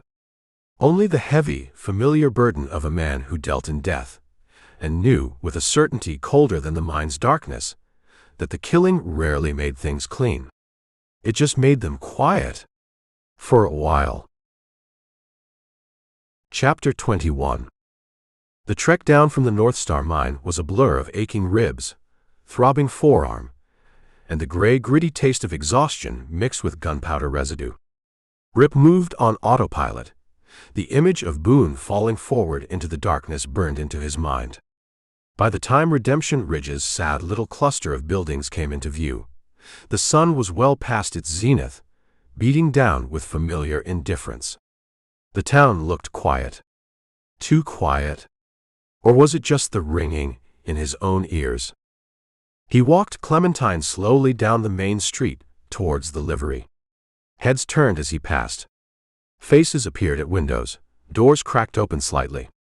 There was fear there still, yes, but it was different now. Tinged with hesitant curiosity, maybe even a dawning, fragile hope. They saw him, wounded but walking, coming back from the direction of the mine, the Wraith's supposed lair. Josiah Sutter practically jumped out of his skin when Rip led Clementine into the livery's relative cool. The old man's eyes, usually skittering with undisguised terror, now held something akin to terrified awe. He scurried to help with the horse, his hands trembling, avoiding looking directly at the bloodstains on Rip's duster or the makeshift bandage on his arm. Is it? Sutter stammered, unable to finish the question. It's done, Josiah, Rip said wearily, unsaddling the mare. Boone won't be troubling Redemption Ridge again. Sutter stared, mouth agape, then seemed to crumple slightly, leaning against a stall divider as if his legs could no longer hold him. Relief, profound and absolute, washed over his face, leaving it looking strangely blank. Rip left him there and walked towards the mercantile. News, even in spoken news, traveled like wildfire in a place this small and tense. He found Clara Hail behind the counter, Sarah Bishop standing nearby, both looking up expectantly as he entered. He didn't need to announce anything. The answer was plain on his face, in the way he carried himself despite the obvious injuries. "Boone?" Clara asked, her voice barely a whisper. Rip nodded curtly. "Mine cavern. It's finished." Clara closed her eyes for a long moment, her hand going to her throat. When she opened them again, tears welled, but it wasn't clear if they were from relief, grief, or the sheer emotional exhaustion of it all. Sarah's expression remained largely unreadable, but Rip thought he saw a fraction of the tension ease around her eyes. Her personal score, whatever its exact nature, had been settled by proxy. "The town needs to know," Clara said, finding her voice shaky but firm. "And they need to hear the rest of it. What we agreed." Rip just nodded again. That was her burden to carry now. His part in that play was over. He took a seat on a cracker barrel near the back, letting the women handle it. He felt bone-tired, his wounds stiffening up. He watched as Clara, summoning a strength that seemed drawn from the very depths of her being, stepped out onto the mercantile porch. Sarah stood quietly in the doorway behind her. Word spread. People emerged cautiously from their homes and businesses, drawn by an unseen signal, gathering in the dusty street. Not a mob this time, but a community, however fractured, waiting. Croft was there, his arms crossed, face skeptical but watchful. Jed Sutter stood near his uncle, looking pale. Martha Hemlock clutched her Bible. The newcomers, the old families, they all stood together, united for perhaps the first time by the need to know if the nightmare was truly over. Clara Hail stood tall on the porch and spoke. Her voice, trembling at first, gained strength as she laid bare the 20-year-old secret. She spoke of the massacre, the planned betrayal of Boone by the town's founders, naming the families, including her own by marriage. She spoke of the stolen gold, the cover-up, the generations of silence and fear. She didn't excuse, didn't minimize. She called it what it was: murder, theft, a corrupt foundation upon which their lives had been built. A stunned silence greeted her confession. You could hear the wind whistling around the false fronts, the creak of the mercantile sign. Then murmurs arose. Shock. Anger, yes, from men like Croft, whose suspicions were confirmed. But also understanding, shame on the faces of the descendants. And perhaps, most surprisingly, a profound collective sigh of release. The secret was out. The festering wound exposed to the air. It was ugly, painful, but it was known. Clara concluded by acknowledging Boone's return, his campaign of terror rooted in that original sin. And then she told them that the stranger, Rip, had confronted Boone, ending the threat for good. She pledged, on behalf of the families involved, to locate and return Boone's stolen gold, or make equivalent restitution, as a first step towards atonement. The aftermath wasn't celebratory. There were no cheers. But the tension that had choked the town for days, for years, seemed to lessen, replaced by a heavy, thoughtful quiet. Croft still looked angry, but he didn't challenge Clara. Others just looked weary, absorbing the truth. People began to talk quietly amongst themselves, not in suspicious whispers, but in open, albeit subdued, conversation. Over the next day, Rip watched, mostly from a distance, as Redemption Ridge began to tentatively breathe again. The blacksmith's forge glowed, the clang of hammer on metal sounding purposeful, not funereal. Doors stayed open longer. Someone swept the boardwalk in front of the saloon. Small things, but they signified a shift. The shadow hadn't vanished entirely. The guilt, the divisions, the economic hardship remained, but the immediate paralyzing terror of the Wraith was gone. They were free from that shadow, at least, free to face the hard work of rebuilding trust and community on the shaky ground of exposed truth. They treated Rip differently now. He was the man who killed the Wraith. The bartender at the last chance silently pushed a bottle towards him, no charge. Men nodded respectfully on the street, quickly looking away again, unsure what to say. Martha Hemlock stopped him outside the mercantile, murmured a quiet, awkward "thank you," and hurried away clutching her Bible. He was their reluctant hero. But the role fit him like a borrowed suit, 2 sizes too small and smelling faintly of mothballs. He felt their gratitude, their awe, even their lingering fear of him, but it all felt distant, disconnected from the grim reality of Boone's death in the mine, from the gnawing ambiguity that settled in his gut. He hadn't ridden in seeking glory or thanks. He'd ridden into trouble, done what needed doing, and added another ghost to his collection. He watched the townsfolk start the slow, painful process of talking, of figuring out how to live with the truth and with each other. He saw Clara conferring seriously with Croft, saw Josiah Sutter taking tentative steps without looking like he expected death around every corner. This next phase, the actual rebuilding, the mending of fences both literal and figurative, wasn't his work. He was the storm that broke the fever, maybe, but the healing required a different kind of hand. He knew, with the certainty of a familiar ache, that he couldn't stay. He was a reminder of the violence, of the exposed secret. His presence was a scab on the town's raw wound. Besides, Redemption Ridge, with its layers of guilt and ghosts, wasn't a place a man like him could settle. It was time to move on. He went to the livery, checked Clementine one last time, packed his saddlebags. Quietly. No farewells needed. His business here was finished. The town's was just beginning. Chapter 22. Rip cinched the saddle tight on Clementine's back, the familiar motions automatic, grounding.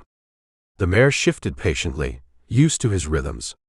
He ran a hand down her neck, checked the bridle one last time. Ready. The livery smelled of hay and horse, and the lingering, metallic tang of old fear, though even Josiah Sutter seemed to be breathing a little easier today, busying himself mending tack in a corner, studiously avoiding Rip's departure preparations. He'd paid Sutter for the room and board, the transaction conducted with minimal words and averted eyes. He'd walked the street one last time, feeling like a ghost himself now, observing the tentative pulse returning to Redemption Ridge. Smoke curled from the blacksmith's chimney. 2 women he didn't recognize were sweeping the porch of the hotel, maybe thinking of reopening. Kids, he hadn't realized there were any left, played a quiet game with stones in an alleyway, their voices hushed but present. Life, persistent as desert grass, was finding cracks to push through. But it wasn't his life, wasn't his town. He slung his saddlebags over Clementine's rump, tied down his bedroll. He was just about to swing into the saddle when a voice spoke from the wide livery doorway. Leaving so soon? Didn't stick around to collect your hero's reward. Sarah Bishop leaned against the doorframe, arms crossed, watching him. She looked rested, maybe even a fraction less guarded than before, though her eyes were still sharp, assessing. Rip didn't turn immediately. Wasn't aware I'd earned one. Town seems to think so, Sarah observed dryly. Man who killed the Wraith. Face down Boone himself. Pretty heroic stuff, if you ask Mayor Hale. She paused. Speaking of which, the bounty. $500. Clarice holding it. Says it's yours. Or ours, technically. Rip finally turned, rested his hand on the saddle horn. You earned your share, Bishop. More than earned it, tracking covering my back. Take it. We agreed 50-50, she reminded him, pushing away from the doorframe and walking closer, stopping a few feet away. I aim to stick to agreements. Changed my mind, Rip said flatly. Got my payment in staying alive. Besides, he added, a touch of irony in his voice, Collecting from that particular pile of money doesn't sit right. He thought of the fear, the confession, the blood money scraped together. He didn't want it. Sarah studied him for a moment, then gave a slow nod, accepting his reasoning without argument. All right, Rip. Your call. She looked around the livery, then back at him. So riding out. Didn't figure you for the settling down type. Figure Redemption Ridge has had enough trouble brought its way. Best I move on before I attract more. It was partly true. Mostly, though, it was the drifter in him, the part that felt itchy staying anywhere too long, especially a place so thick with bad memories, both the town's and his own. Maybe, Sarah conceded. Or maybe trouble's just part of the landscape out here. Question is whether you stand your ground or keep running. She looked towards the street, where the sounds of tentative rebuilding could be faintly heard. Funny thing is, I think I might stand my ground. Here. Rip raised an eyebrow. Here. In Redemption Ridge. He wouldn't have pegged her for the type either. She shrugged, a small, almost self-conscious gesture. Might be crazy. Place is built on shaky foundations, full of folks who don't trust each other further than they can spit. But? She paused, searching for the words. The Wraith moon. He fed on the secrets, the fear. Now the secret's out. Ugly as it is. Maybe, just maybe, they got a chance to build something real now, something honest. She looked back at him, a flicker of something unexpected in her eyes. Not hope exactly, but maybe resolve. And Marcus Thorne, my grandmother's brother, feels like leaving now would be unfinished. Besides, a wry smile touched her lips, this town's going to need someone to keep the peace while they figure things out. Might need a sheriff who isn't afraid to knock heads together, regardless of family name. Seems like a job opening. Rip considered her. Sarah Bishop, town sheriff. It was a strange picture, but maybe not an impossible one. She had the grit, the gun skill, the clear-eyed pragmatism. And she had a stake now, a reason to care beyond a paycheck. Maybe she could make something here. He felt a grudging respect for her choice, so different from his own instincts. Town could do worse, he admitted. High praise, she said, the wry smile returning. She stuck out her hand. Not as a partner this time, but as an equal. Was interesting riding with you, Rip. He hesitated for only a second before taking her hand. Her grip was firm, calloused, practical. Likewise, Bishop. Stay watchful. Always. She held his gaze for a moment longer, a silent acknowledgement passing between them, of the danger they'd shared, the respect earned, the different paths they were now taking. There was a hint of sadness there, perhaps, the melancholy recognition of two solitary souls who'd found a rare temporary alignment, now drifting apart again. Bittersweet. Like whiskey that burns good, but leaves an ache. She released his hand, stepped back. Don't go borrowing trouble out there. Never have to borrow, Rip said, swinging easily into the saddle. Seems to find me just fine on its own. He gathered the reins, nudged Clementine forward. He didn't look back as he rode out of the livery and onto the main street. He could feel Sarah's eyes on him for a moment before she presumably turned back towards the town, towards the uncertain future she'd chosen. He rode steadily through Redemption Ridge, past the mercantile, past the saloon, past the boarded-up hopes and the tentative signs of rebirth. He didn't look left or right. This chapter was closed. Time to find a new trail. Chapter 23. The trail leading away from Redemption Ridge felt different under Clementine's hooves than the one that had led him in. The harsh, watchful silence of the Diablo spine still pressed close. The jagged peaks still clawed at the sky, but the specific tension coiled around the town itself had lessened, replaced by the familiar, weary solitude of the trail. Rip didn't push the pace. He let the mare find her rhythm, letting the miles spool out behind them like unraveling thread. He rode east, away from the setting sun, away from the blood-soaked history of the North Star Mine. The land began to change subtly, the broken, menacing aspect of the spine giving way to rolling, pinon-dotted hills and wider, grassier plains stretching towards the horizon. Big country. Empty country. A place where a man could lose himself, or maybe just find enough space to outrun his thoughts for a while. But thoughts had a way of keeping pace, settling into the saddle behind you like unwelcome passengers. As Clementine ambled on, the events of the past week replayed in Rip's mind, persistent as the creak of saddle leather. Redemption Ridge. A town aptly named, though the redemption felt forced, painful, incomplete. Had he helped them? Or just traded one kind of fear for another? Boone was gone, the immediate threat neutralized. The festering secret was out, cauterized by Clara's raw confession. Maybe Sarah Bishop was right. Maybe now they had a chance to build something honest on the ruins. He hoped so. He respected Sarah's grit, her choice to stay and try. But the image felt fragile, like trying to grow corn in alkali soil. The roots of betrayal and violence ran deep there. He wouldn't bet money on a happy ending. And the cost, always the cost. Tanner, Hemlock, the Collier boys, victims of Boone's focused rage. Then Boone himself, dead on the mine floor by Rip's own hand. Necessary. Rip clung to that word. Necessary to stop the killing. Necessary for the town's survival, and his own. But the necessity didn't wipe away the image of Boone's hate-filled eyes, the echo of his final curse, the weight of ending a life, even one as poisoned as Boone's had become. Justice. He turned the word over in his mind like a worn coin, the inscription smoothed away by too much handling. Boone had sought vengeance for a profound injustice and become a monster. Rip had stopped the monster, performing an act that might be called justice, but it felt like wading through mud. Necessary to get to the other side maybe, but leaving you filthy.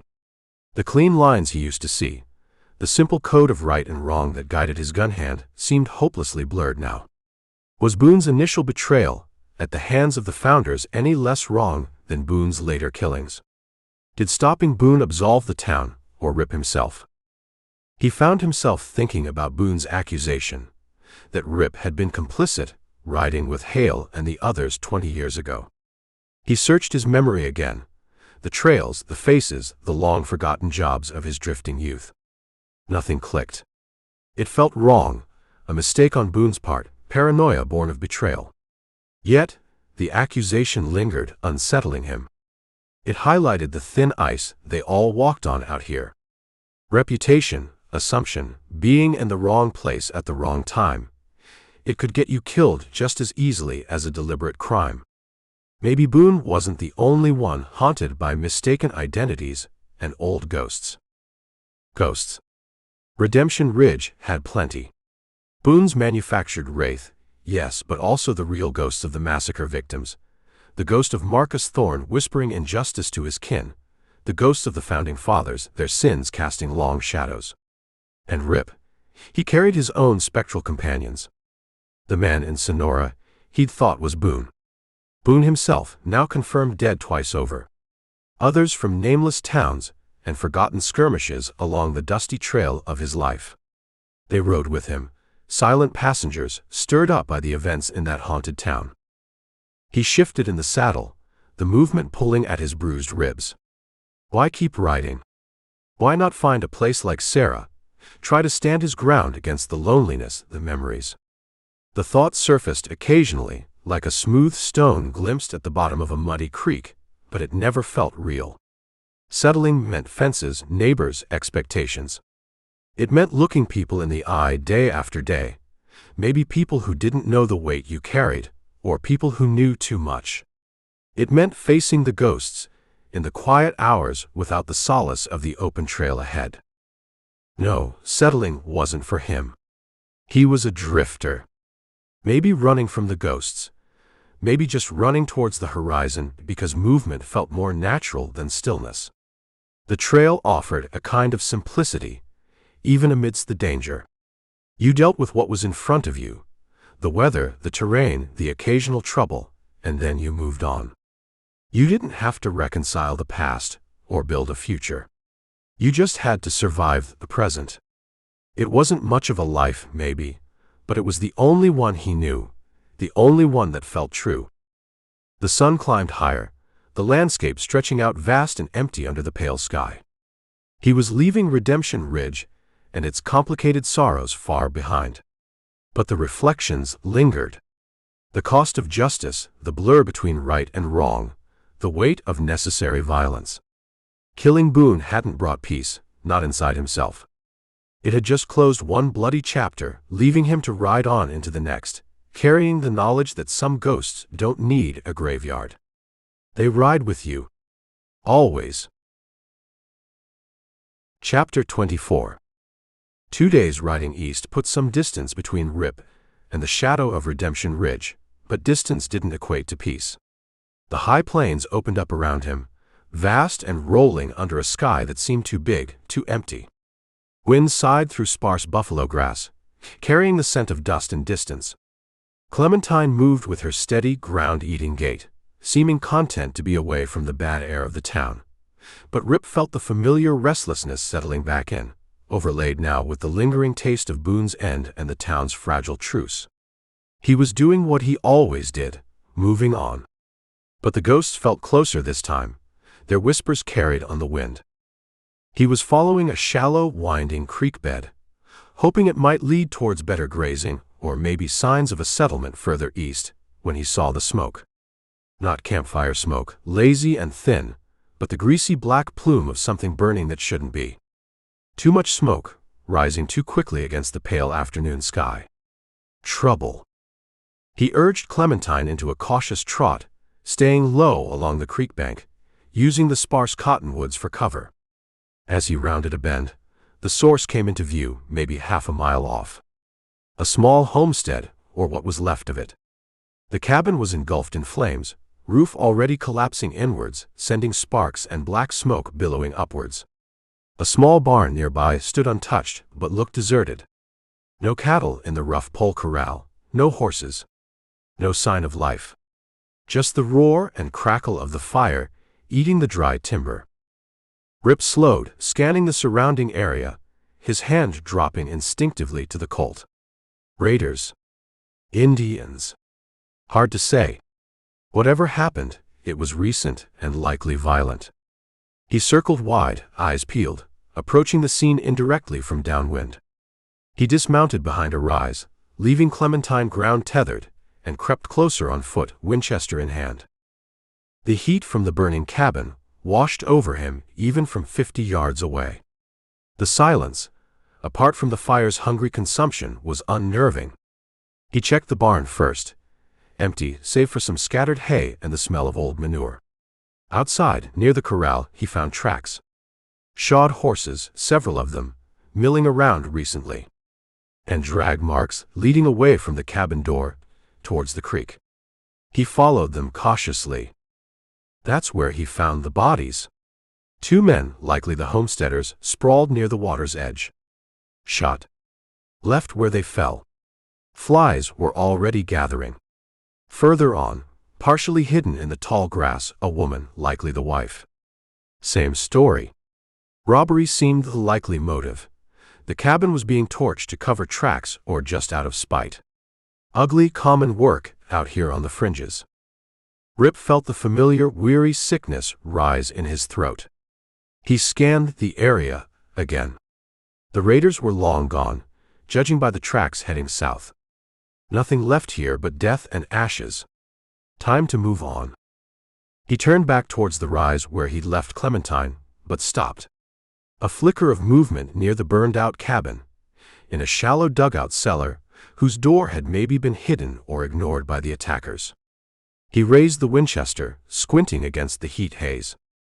Slowly, cautiously, a figure emerged from the cellar opening. Small. Covered in soot, clothes torn. A boy, maybe 10, 12 years old. He clutched an old Navy Colt, a pistol almost too big for his small hands, holding it with white-knuckled intensity, pointing it waveringly towards Rip. His face was smeared with dirt and tears, but his eyes held a look that Rip recognized instantly. Not just fear. A hard, burning core of absolute fury. "Stay back," the boy choked out, his voice thin but fierce, trying to steady the heavy pistol. Rip stopped, holding the Winchester loosely, making no sudden moves. "Easy, son," he said, keeping his voice low and calm. "Not gonna hurt you." Saw the smoke. "They killed him," the boy whispered, tears tracking clean lines through the grime on his cheeks, but his eyes stayed hard, fixed on Rip. "Pa. Ma. Caleb, they shot him down." "Saw them down by the creek," Rip confirmed gently. "Raiders?" The boy nodded jerkily, swallowing hard. "4 of 'em. Took the horses, anything worth talkin'. Laughed while they did it." His small body trembled, not just with fear, but with contained rage. "I hid. Heard Pa yellin', then the shots." Rip waited, letting the silence stretch, letting the boy see he wasn't an immediate threat. "They ride south." Another jerky nod. "Heard him say something about heading for the Cimarron breaks." The boy's grip tightened on the oversized pistol. "I'm going after him. I'm gonna make him pay." There it was. The same fire he'd seen in Boone's eyes, just younger, raw, wrapped in childhood grief instead of decades of festering hate. Make them pay. The words echoed Boone's final promise in the mine. Rip looked at the boy. Small, alone, armed with a gun he could barely manage, burning with a need for vengeance that would almost certainly get him killed long before he ever reached the Cimarron breaks, let alone confronted 4 grown men. Rip saw himself. Not literally, perhaps. His own past was his own business, locked away tight. But he saw the path. The path where grief curdles into hate, where justice becomes vengeance, where the fire consumes the one carrying it. He saw Boone as a boy, maybe, witnessing some other horror. He saw the potential for another life spent chasing ghosts, dealing death, and collecting scars both inside and out. His first instinct, the drifter's instinct, screamed at him to mount up and ride away. This wasn't his fight. Not his responsibility. He just escaped one vortex of vengeance and betrayal. Why dive into another? Getting involved meant attachment. Complication. Delay. Breaking the rules he lived by. But the image of Boone's face, twisted with conviction as he accused Rip of complicity, flashed in his mind. Followed by the image of this boy, trembling with a righteous fury that felt terrifyingly familiar. He couldn't just leave him here. Couldn't leave him to be consumed by that fire, or to die trying to satisfy it alone. Maybe you couldn't always outrun the ghosts. Maybe sometimes you had to try and stop them from being made in the first place. He took a slow step forward, holding his hands out slightly, palms empty. Going after 4 men alone, son, that's a tough ride.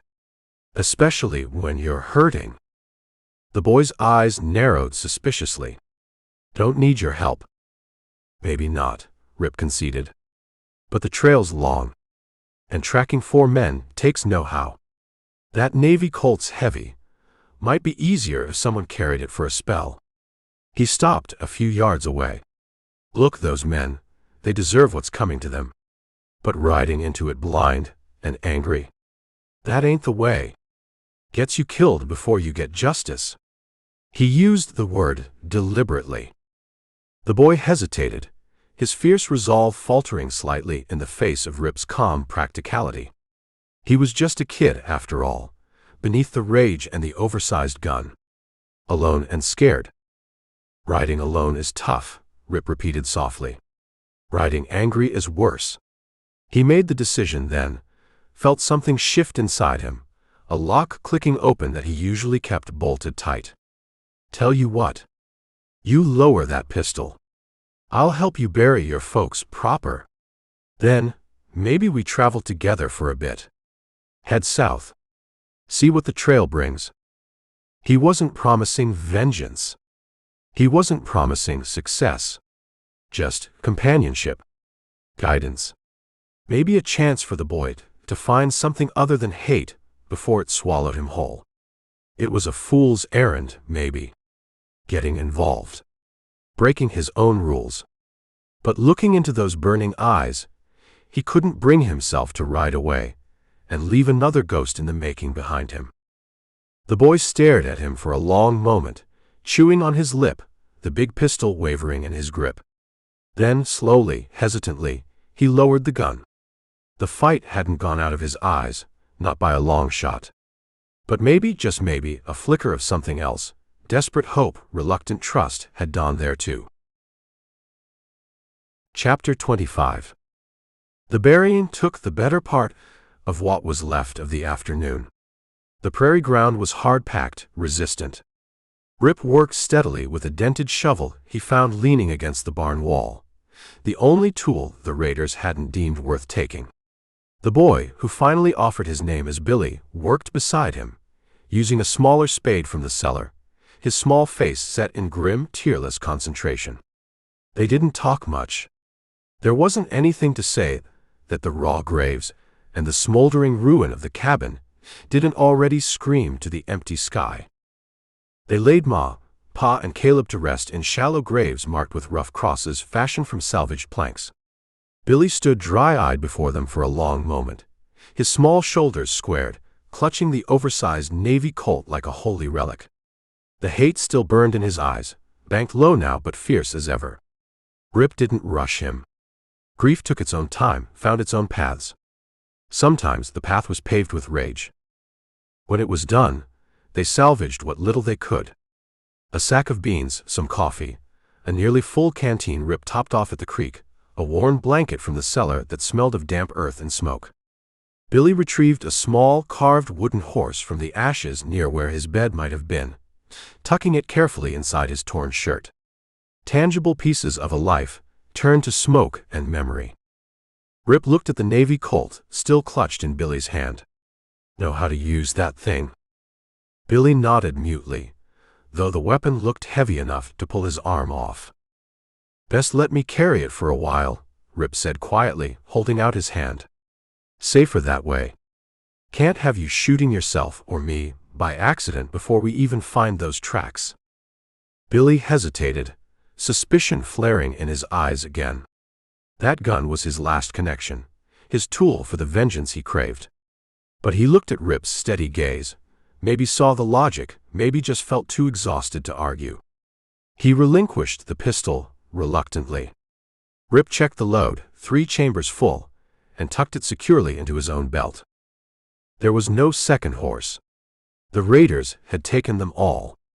"You ride Clementine," Rip told the boy. "I'll walk alongside for now." Billy looked surprised, but didn't argue. Rip helped him into the saddle, showed him how to hold the reins loosely. The boy sat stiffly, swallowed by the big saddle, looking small and terribly alone. Rip took Clementine's bridle and led her away from the graves, away from the smoking ruin that had been Billy's home only yesterday. He didn't look back. No point. The trail only ran one way, forward. They headed south, following the general direction the raiders' tracks had indicated earlier. The Cimarron Breaks were days away, hard country known for harboring hard men. Finding 4 specific raiders in that vastness based on a snippet of overheard conversation and a young boy's burning desire for revenge, the odds weren't good. Rip knew it. But he hadn't offered the boy vengeance. He'd offered passage, maybe protection, maybe just the simple fact of not being alone. They moved slowly at first, Rip walking beside the steady mare, Billy silent in the saddle. The sun began to dip towards the western horizon, painting the endless grasslands in hues of orange and purple. The silence stretched, filled only by the rhythmic plod of Clementine's hooves and the whisper of the wind. Rip walked, lost in thought, the weight of Redemption Ridge settling into the background hum of his usual weary reflections. Boone was dead. The town had its ugly truth exposed. Sarah was staying to try and make something of the wreckage. And him. He was back on the trail, same as always, only now, not quite alone. He glanced up at the boy. Billy's face was turned towards the south, his expression unreadable in the fading light, but Rip could feel the tension radiating from his small frame, the tightly coiled spring of his grief and anger. He saw Boone again, not the final, hate-twisted man in the mine, But the younger man betrayed, the spark of rage ignited. He saw the potential for that same fire to consume this boy, to turn him into something hard and broken, forever chasing shadows. Taking Billy on, it went against every instinct Rip had honed over years of solitary survival. Attachments were anchors, liabilities. They got you slowed down, got you invested, got you hurt. He'd ridden away from Redemption Ridge, partly to escape that very entanglement. Yet here he was, responsible for a grieving, vengeful orphan, heading towards danger on a fool's errand. Maybe, he thought, watching a hawk circle high overhead, maybe you couldn't outrun what you were. He was a man drawn to trouble, a man who operated in the gray spaces where justice and violence bled together. He carried ghosts. Maybe the only way to make any kind of amends, not for specific sins, but for the life he'd lived, wasn't to run from the ghosts, but to try and prevent new ones from being created. Maybe guiding this boy, offering him a different path than the one paved with pure vengeance, was a debt he owed, not to the past, but to the possibility of a less haunted future. A long shot, like everything else out here. As darkness gathered, they made a cold camp in a shallow draw. Rip shared his jerky and water with the boy, who ate mechanically, his eyes still distant. Rip showed him how to check the horse's legs, how to bank a small fire so it wouldn't attract unwanted attention. Practical things. Small lessons in survival, not revenge. Later, huddled in his bedroll near the low fire, Rip watched the boy pretend to sleep, clutching the small wooden horse inside his shirt. The future stretched before them, uncertain as the dark, empty plains surrounding their small fire. The Cimarron breaks. The raiders. The boy's burning anger. Rip's own ghosts riding silent alongside them. He didn't know where the trail would lead, what dangers they'd face, or if he could make a damn bit of difference in the course of this boy's life. All he knew was that he was on this path now, his fate intertwined with the boy's. He couldn't outrun his past, couldn't escape the man he'd become. But maybe, just maybe, riding alongside this small, burning ember of grief and rage, he could try to shape the fire, try to keep it from consuming everything in its path. Maybe that was its own kind of redemption. Or maybe it was just another way to borrow trouble. Only the trail ahead would tell. He closed his eyes, listening to the wind, feeling the vast unknown darkness press in around them. The adventures continue. Can I send you Wrangler, a wild Western adventure for free? Check out even more Western action. Saddle Up, a massive box set of 20 gunslinging showdowns.